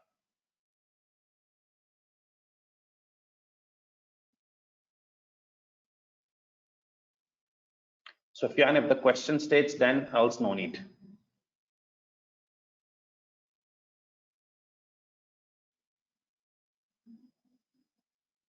Onam, it's not possible.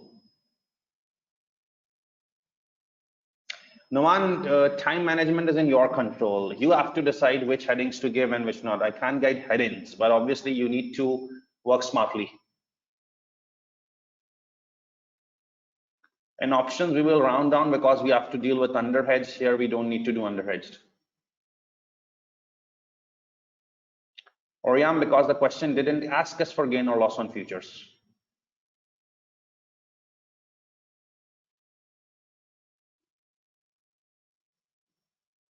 Shilpa, it carries max. Yes, Sufyan, it's 14.724 million. 14.624 million, sorry.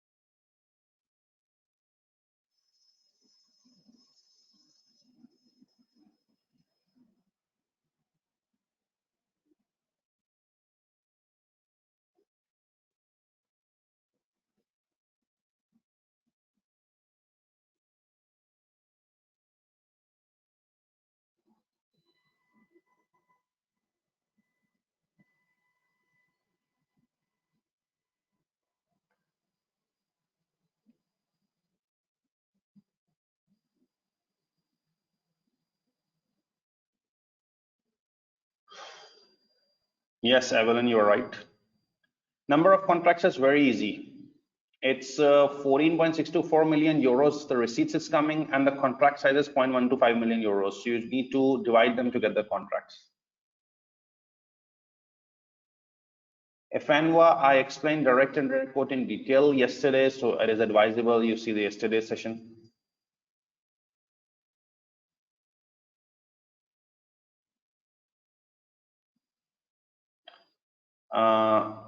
Princess Onichar, we are finding number of contracts. So you have to divide with contract size. Why would you divide with other price? Winston Hins, since there is no over under hedging being done in futures, it doesn't matter in futures you take upside or downside, but in options, since it's under hedge, I would advise you to take down value.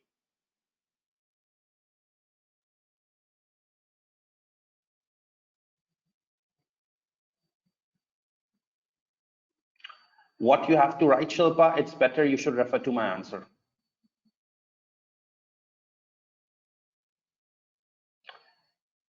Evelyn, the amount we will receive after 4 months through this commitment is in step 2, 14.624 million euros.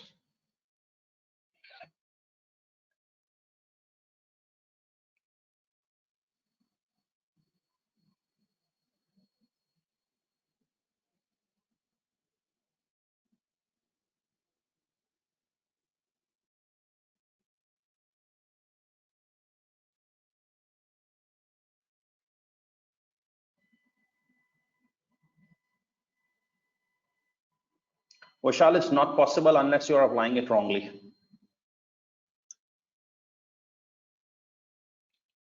Okay, now the main thing.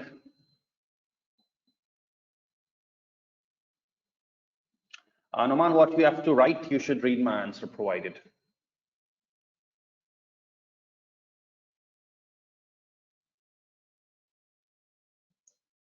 I'm doing options here because it involves some important, too much calculations, and we aren't left with much time to write all the calculations on a spreadsheet.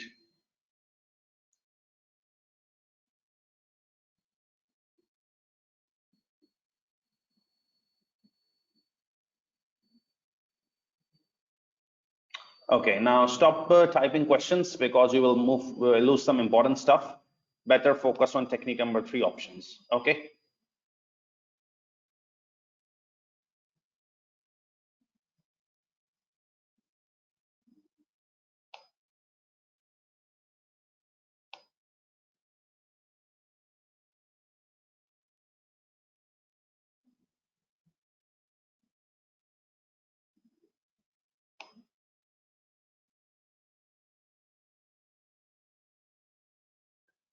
Okay. When you're starting options, listen carefully. This is one of the golden things you will learn from my session. When you start options, first write what is the formula of options? Expected receipts plus unhedged amount, okay, minus premium payable. Expected receipts plus unhedged amount minus premium payable. You have to get three things right. Expected receipts, number one.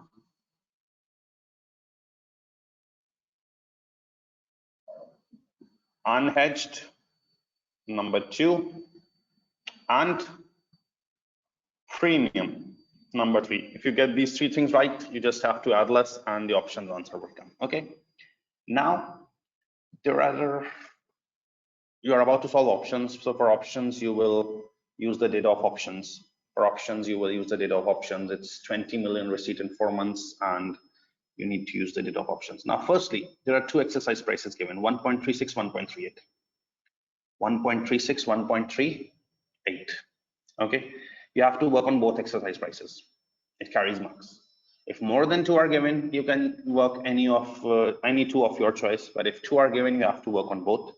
I will be doing the first exercise price. If exercise price is 1.36, okay, I will be doing the first exercise price. It's 1.36. Okay, just get the concept. Second exercise price has to be done by you yourself. Okay, so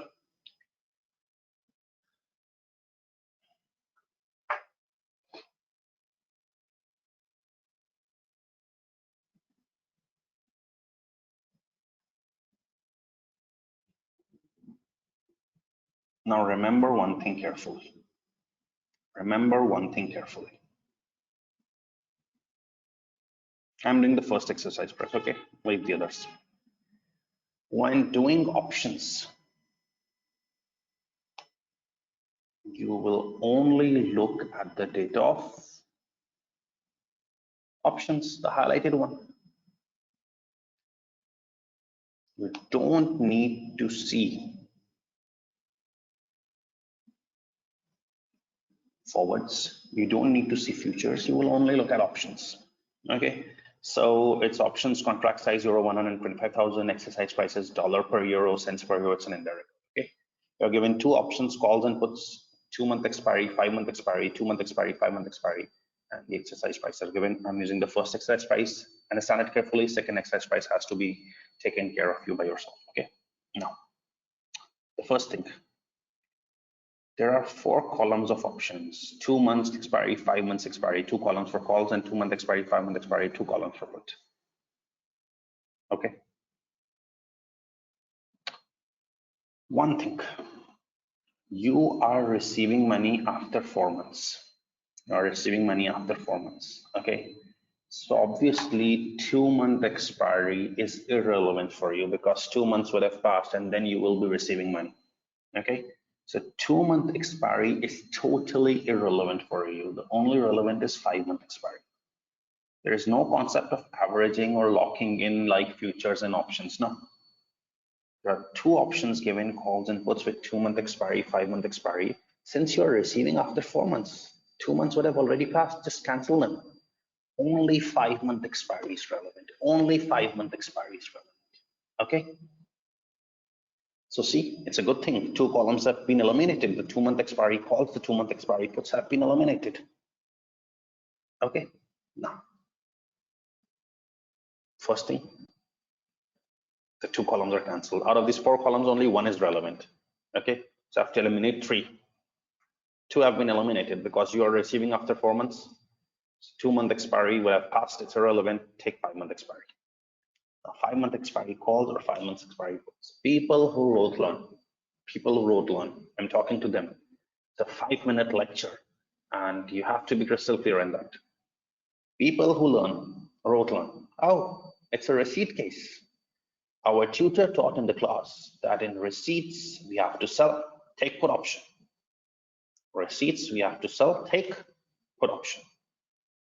They will take put option and do the work. This is not how it works. You can't wrote learn. It is a valid principle that in receipts you need to sell, so take put option. In payments you need to buy, take call option. But this is not how it works. By rote learning, you have to understand the concept. Listen carefully. You are receiving US dollar 20 million. You are in Europe, right? You are in Europe, right? Look at my hands. You are in Europe, right? You are receiving US dollar 20 million. So if you are receiving US dollar 20 million, what will you do? You will go to money changer and sell dollars. You have to sell dollars. Take put option, selling, take put option, sell dollars. But when you go to the money changer, you see that in options, the contract size is not offered in dollars. Here in this question, the contract size is offered in euros. The money changer or the financial institution is not giving option size in dollars. He's giving option size in euros. So you are receiving US dollar 20 million. You need to sell dollars. Take sell, put option for dollars. But he's not offering contract of option in dollars. He's offering in euros. You don't need to go out of the shop or the money changer shop or the bank. Sorry, we are in the wrong place. No, you should use your mind. You're in Europe, right? You're receiving US dollar 20 million. If you're receiving 20 million USD, you need to sell 20 million USD. Take, sell dollars, put option for dollars. But selling dollars means in Europe, if you're selling dollars, what are you taking? Euros in against. Buying euros, selling dollars, but buying euros. Since he is giving contract size in euros, you are not selling euros, you are taking, buying euros. You will use call option in receipts. So 5-month call option is the relevant rate, and 5-month call option at 1.36 means your relevant figure is 2.8. Repeat. I'm in Pakistan. Okay. I'm receiving 100,000 GBP. If I'm in Pakistan, I'm receiving 100,000 GBP. What do I need to do? I need to sell GBP. Sell GBP means take put option for GBP. If I go to the money changer and offering contract in GBP, I have to sell GBP. Sell means take put option of GBP. But if he's offering contract in PKR, I should not go out of the shop that I'm at the wrong place. I should use my mind that I'm in Pakistan. I'm receiving 100,000 GBP. I need to sell GBP. Means I need to use put option for GBP. But selling GBP means taking PKR. I'm taking, buying PKR. If the contract is offered in PKR, take call option. I'm taking PKR, not selling PKR. Go in payments. You should not rote learn that in payments always buy call option. You need to understand it carefully. Let's suppose I'm in Pakistan. I have to pay 100,000 USD.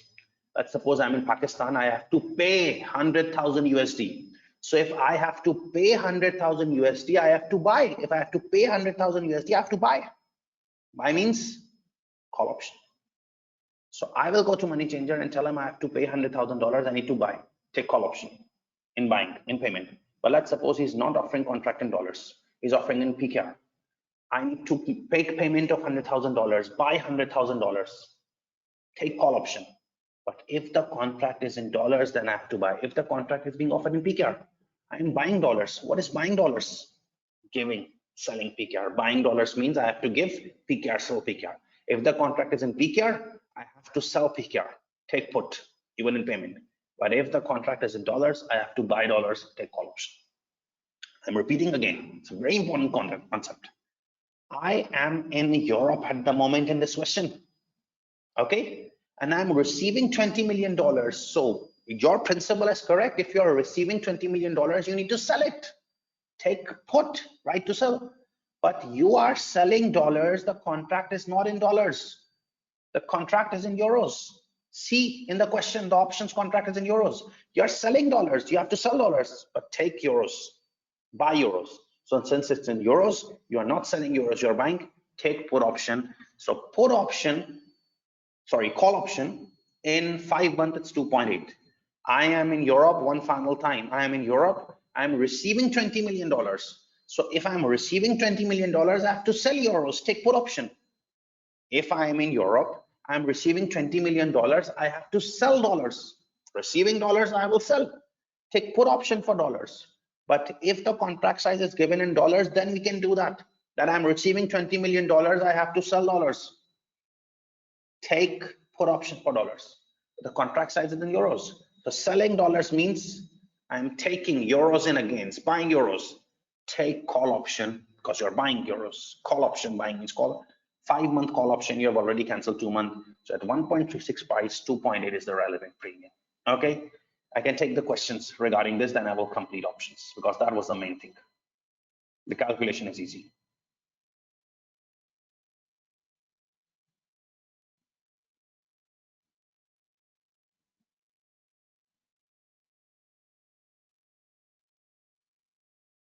Sandun, because company doesn't have any option. Yes, Preet, call option.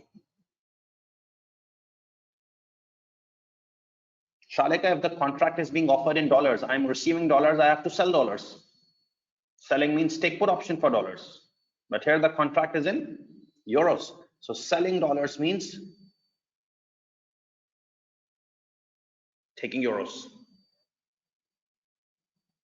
Since the contract is in euros, I have to take call. Noman, you don't have to decide exercise price. You have to work on both exercise price. Same question, Jakir, you have to work on both exercise price. First, you have to work on 1.36, which I'm doing, and then you have to take 1.3. Time it up, I will repeat it, don't worry.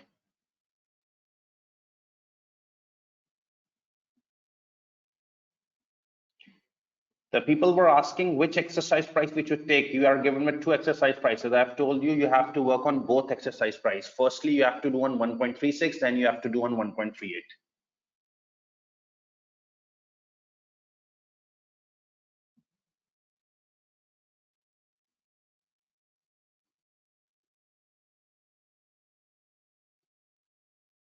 Yes, Salaima, you can learn this also. I don't advise rote learning, but you can learn this also. That if the contract is offered in same currency, we use traditional rule.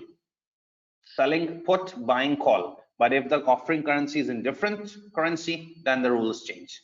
Perfect. You can get this.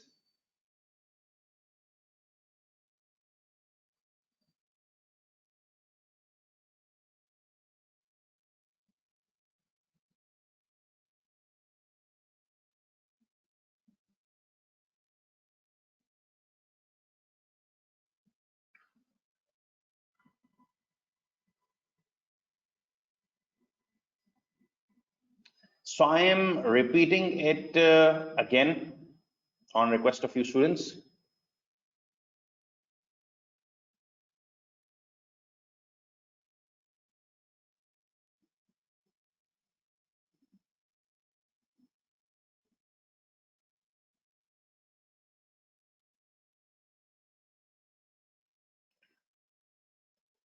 Okay, so we are doing options again. Firstly, on the notepad, I have to solve options. So I told you that in receipts case, the options formula is expected receipts plus unhedged minus premium payable. And you need three things: expected receipts, the unhedged, and the premium. There are two exercise prices given in the question. It's 1.36 and 1.38. I have to work on both. I am doing the first exercise price, that is 1.36. Now, in front of 1.36 price, there are two call options given of 2-month expiry, 5-month expiry, and two put options given of 2-month expiry or 5-month expiry. Okay, only one is relevant. Which one to opt? I told you that since you are receiving in 4 months, the 2-month period would have passed. You need to ignore them. You will take, it's your no choice. You have no choice. 2-month expiry would have passed because you're receiving in 4 months. Always take the later one. 5-month expiry calls and 5-month expiry puts are relevant. But which 5-month is relevant, calls or puts? Traditional rule. Since it's a receipt case. So if you are receiving dollars, it's a receipt case, you are receiving $20 million. Obviously, we'll go and sell $20 million. Sell means put option. When you go to the money changer, the contract size is not offered in dollars, it's offered in euros. You are receiving $20 million, you need to sell $20 million. Sell means take put option for dollars, but the contract size is not in dollars. Had it been $125,000, what would I have done? I am receiving $20 million. The contract is also in dollars. I need to sell dollars. He's offering the contract in dollars. I need to sell dollars, take put option. But the contract is being offered in euros.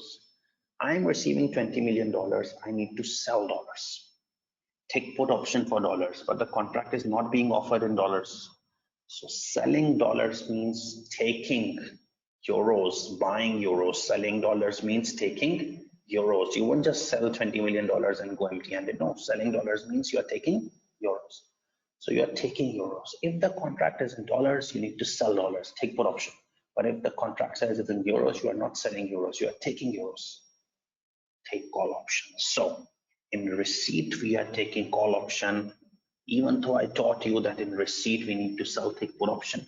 But you need to look at the scenario.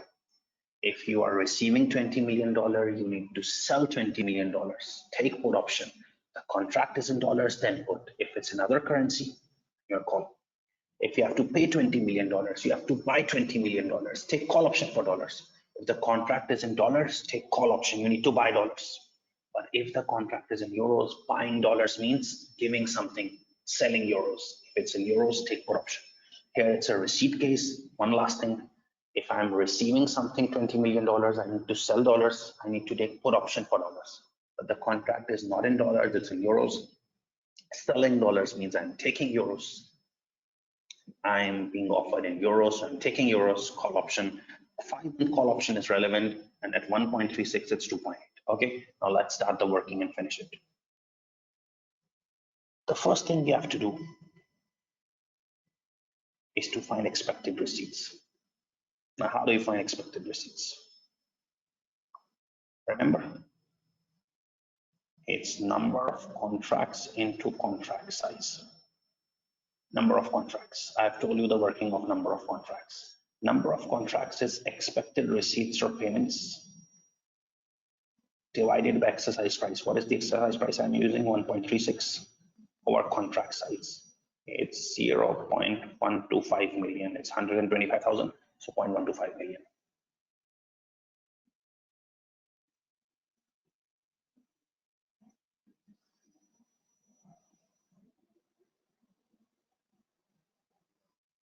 So it's 117.64 contract. So obviously I can't take 117.64. I will take downside 117 contracts. So number of contracts are 117 into contract size. It's 0.125 million euros. This comes to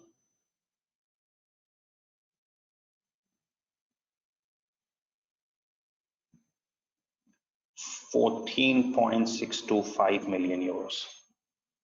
Okay, number of contracts, it's the formula, expected receipts over exercise price divided by contract size, 117.64. So I took how much? 117, took the downside one. So number of contracts is 117 into contract size, it's 0.125 million euros, 14.625. Okay, unhedged. You know the formula of unhedged. You know the formula of unhedged. Expected receipts in foreign currency, 20 million minus number of contracts into contract size.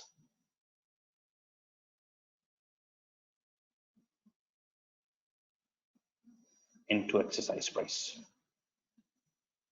Okay, expected receipts in foreign currency was 20 million, but you only hedged 117 contracts at 0.125 million at 1.36. Only hedged 19.89 million. So what is the unhedged? 0.11 million. That's unhedged. Because you took less contracts, so 0.11 million remains unhedged. Okay. I told you this 0.11 million unhedged will be dealt through forward exchange contract. Okay. How much you are receiving unhedged? $0.11 million. How much you are receiving unhedged? $0.11 million. This will be hedged using forward exchange contract. How much you are receiving in unhedged? $0.11 million. This will be hedged using forward exchange contract. Okay, go back to the question. Since this will be hedged using forward exchange contract, you should not use futures or options. You should use forward.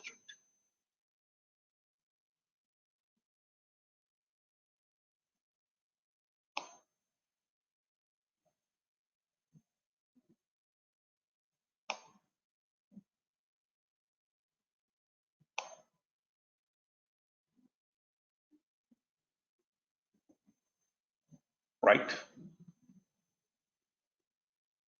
Since you are going to hedge this through forward exchange contract, only use the forward rate. It's an indirect quote, so you need to divide. Lower buying, higher selling. 1.358 is lower buying, higher selling. So 0.11 million is the receipt unhedged. Hedge it through forward exchange contract. So divide. Receipt means selling 1.3623. This makes it euro.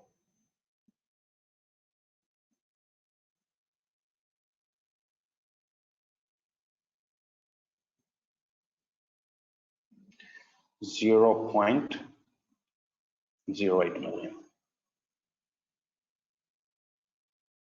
Okay, because this has to be hedged through forward exchange contract, the unhedged amount. No other technique hedges it. Okay, and finally the premium payable. Okay, the formula of premium payable is number of contracts into contract size into premium. So number of contracts is 117. Listen this thing carefully because this will end it. Number of contracts 117 to contract size 0.125 million into premium amount. What is the premium?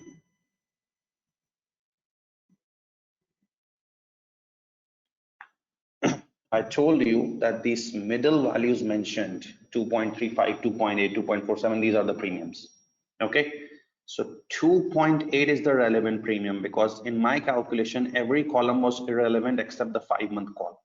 So 2.8 is the premium, but since the heading states it's in cents, since the heading states is in cents,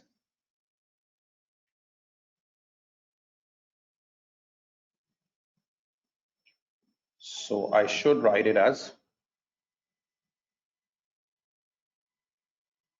0.028. The premium is 2.8, but it's in cents, so I should write it 0.028. The premium comes to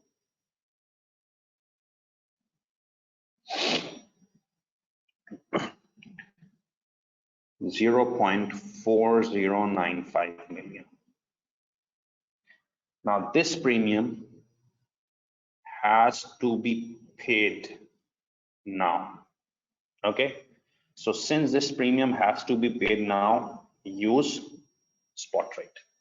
Use spot rate. This premium has to be paid now, I told you before, so you need to use spot rate.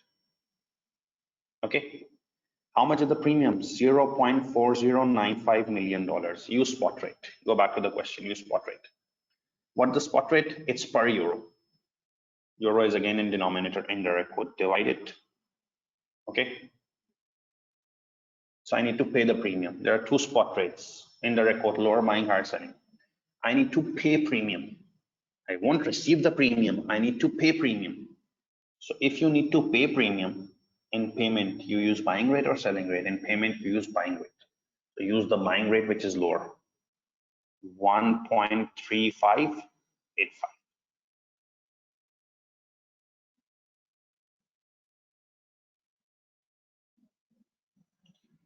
0.301 million. Okay, so the final answer is expected receipts 14.625 million euros plus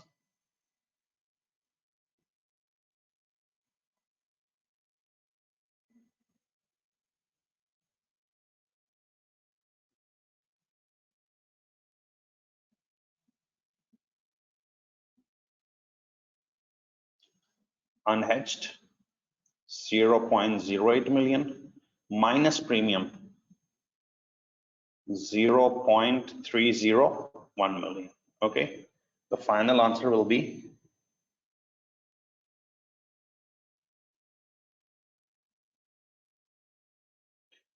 14.404 million. Okay, now people ask which is the best one. We have done all three, which is the best one. Okay, now listen carefully. We have done three techniques: forwards, futures, options. Options is incomplete. You have to try the second exercise price also. It's 1.38 exercise price. You have to do the workings on your own on 1.38 as well. But let me just conclude that which is the best hedging technique. Now options is giving answer 14.404 million. Okay. Futures gave us answer 14.624 million. And forward gave us answer 14.68 million. Recommend which is the best one. In receipts, we select the best, which gives the highest one. Whereas in payment, the best one is one which is giving the lowest answer. Okay, I'm telling you options is not complete yet. You haven't get full marks. 1.38 exercise price you have to work and then decide which is the best one. However, in receipts, the best one is the one which is giving highest answer among all. And in payments, the best one is the one which is giving the lowest answer. I'm telling you these formulas are very easy for expected receipts, for unhedged, for premium. The only important thing whether to take call or put. In receipts, remember you have to sell, so put. In payments, you have to buy, call. However, look at the contracting currency. If you're receiving dollars, you need to sell dollars. Take put option for dollars. But if the contract size is in dollars, then only put. You need to sell dollars. If the contract size is in euros, selling dollars means taking euros. For euros, I'm taking take call option. Okay, I can take the questions and you can copy the stuff.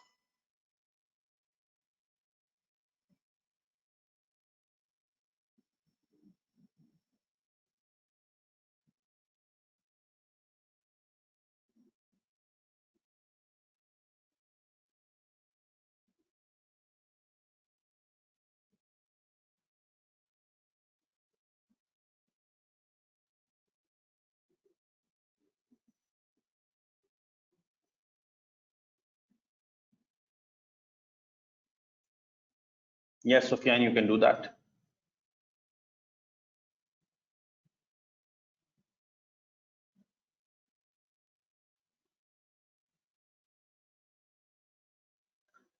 Osiper Lavani, that's what happens when you sell currency. You are buying something as well. Like I'm in Pakistan, if I sell dollars, I will take PKR, buy PKR. If I buy dollars, I have to sell PKR. So selling one thing means buying other thing.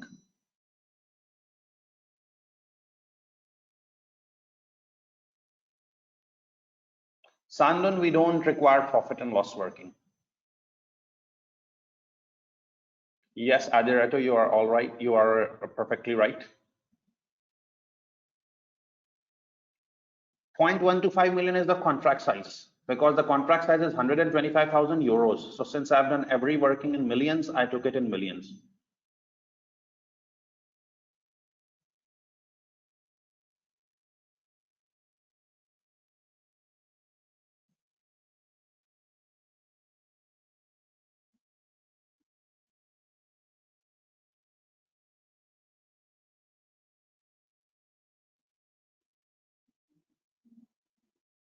Yes, Priti. Sandon, it's the USD amount because you multiply the contracts with the contract size and the premium. So premium was given in cents and dollars. That's why if you multiply it with dollars, it will become dollars.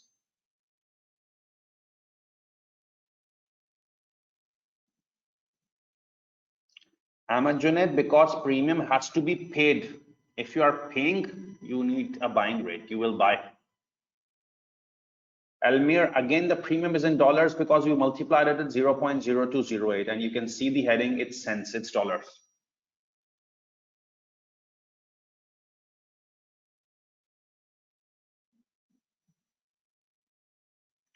It's no use, Jacker, we just have to earn marks, that's why. Yes, Danish, it's available. Yes, Minal, you are right. Yes, Sudha, you have to show the workings.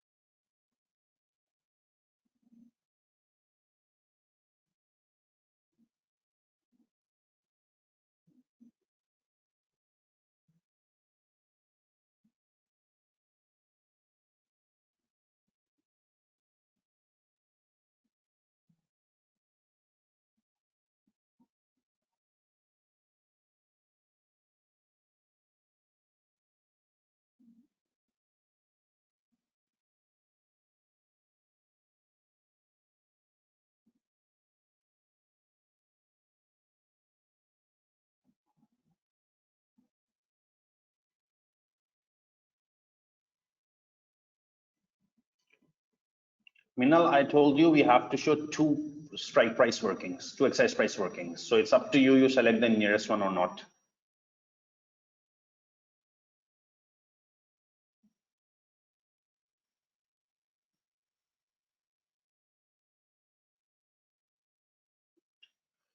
So since we have to pay premium, Princess on a chair, since we have to pay premium, so premium has to be paid. Payment decreases our receipt, that's why I'm deducting. However, premium has to be paid. It increases my cost, so in payment I add it. No, Evelyn, you can see I multiplied it with 2.8, 0.0208. As per the question, it was in cents, so it became in dollars.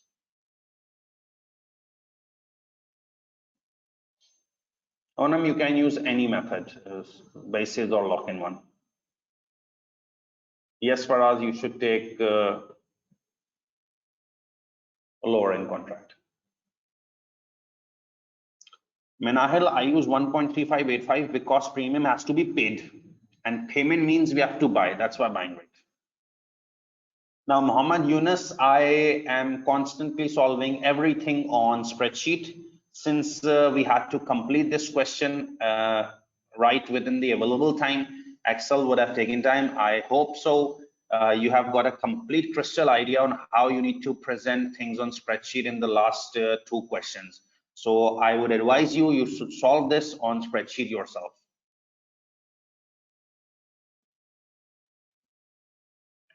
Alan Frederick, for the marking scheme, you should better go to the ACCA website and see the marking scheme. It carries 4 to 5 marks.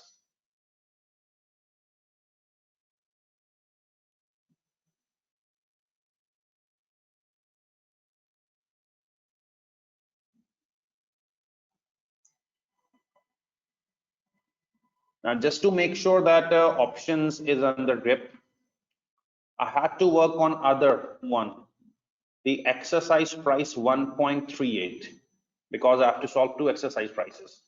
So if the exercise price is 1.38, you can go to the question and see if the exercise price is 1.38.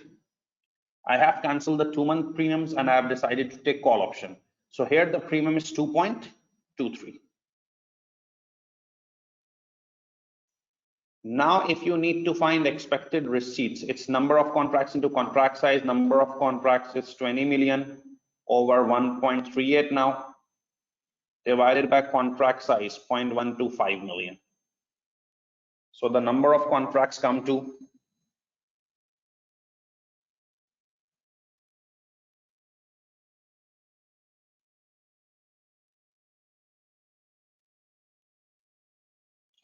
115.94 contracts. So I will take 115 contracts.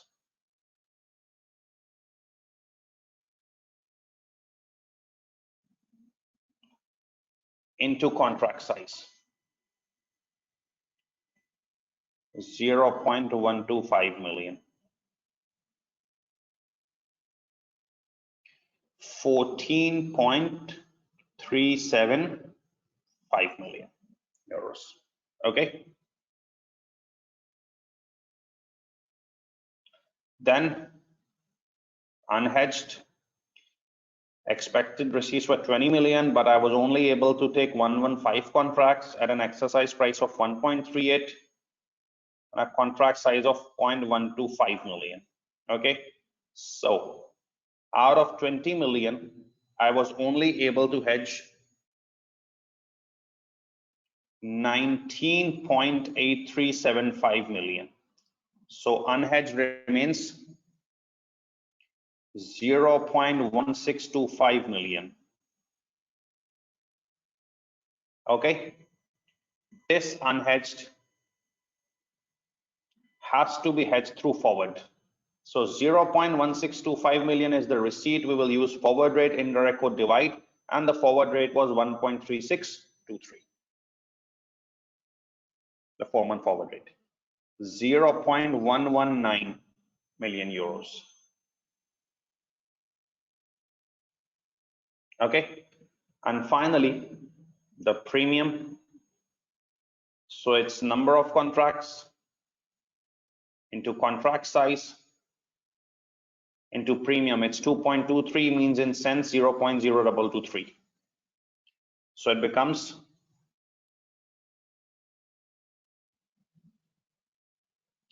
0.32 million. Okay. Premium has to be paid now. So 0.32 million has to be paid now. Use spot buying rate because payment requires buying rate 1.3585.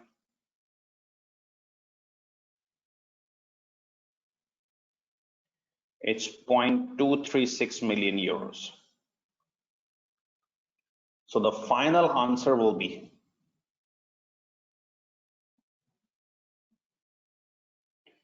euro 14.375 million for expected receipts plus unhedged 0.119 minus premium 0.23.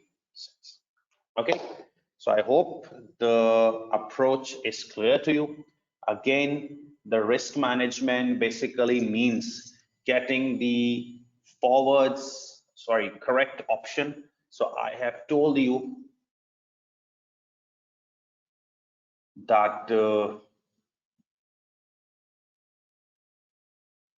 calls and puts have to be selected. Again, if I'm receiving in dollars, I have to sell dollars, take put for dollars, but if the other currency is given, then take call.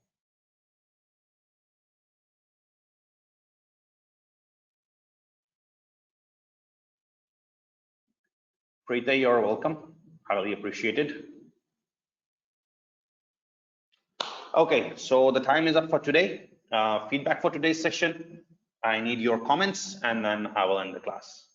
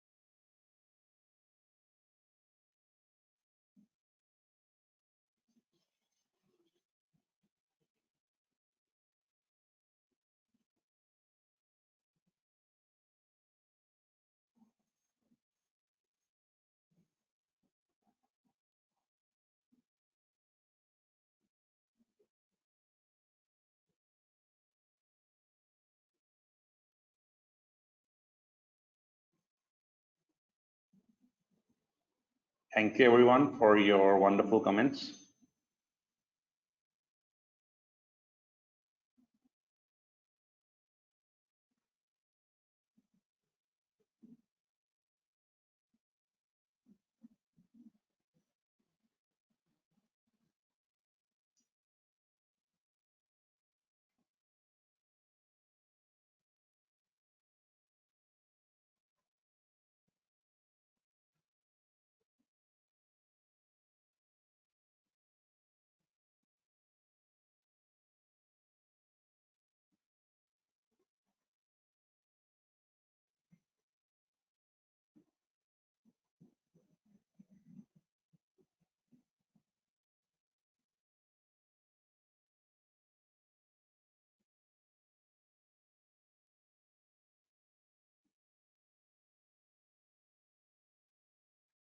Puzzle overheads will be done if you take it on the higher side. If you take it on the higher side, obviously, then you will overhedge.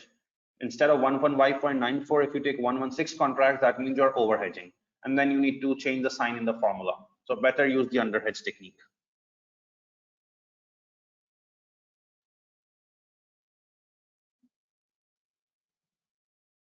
No, for us, this is wrong that always forward is the cheapest. This is wrong. You can do many past paper questions in which futures is giving the better answer.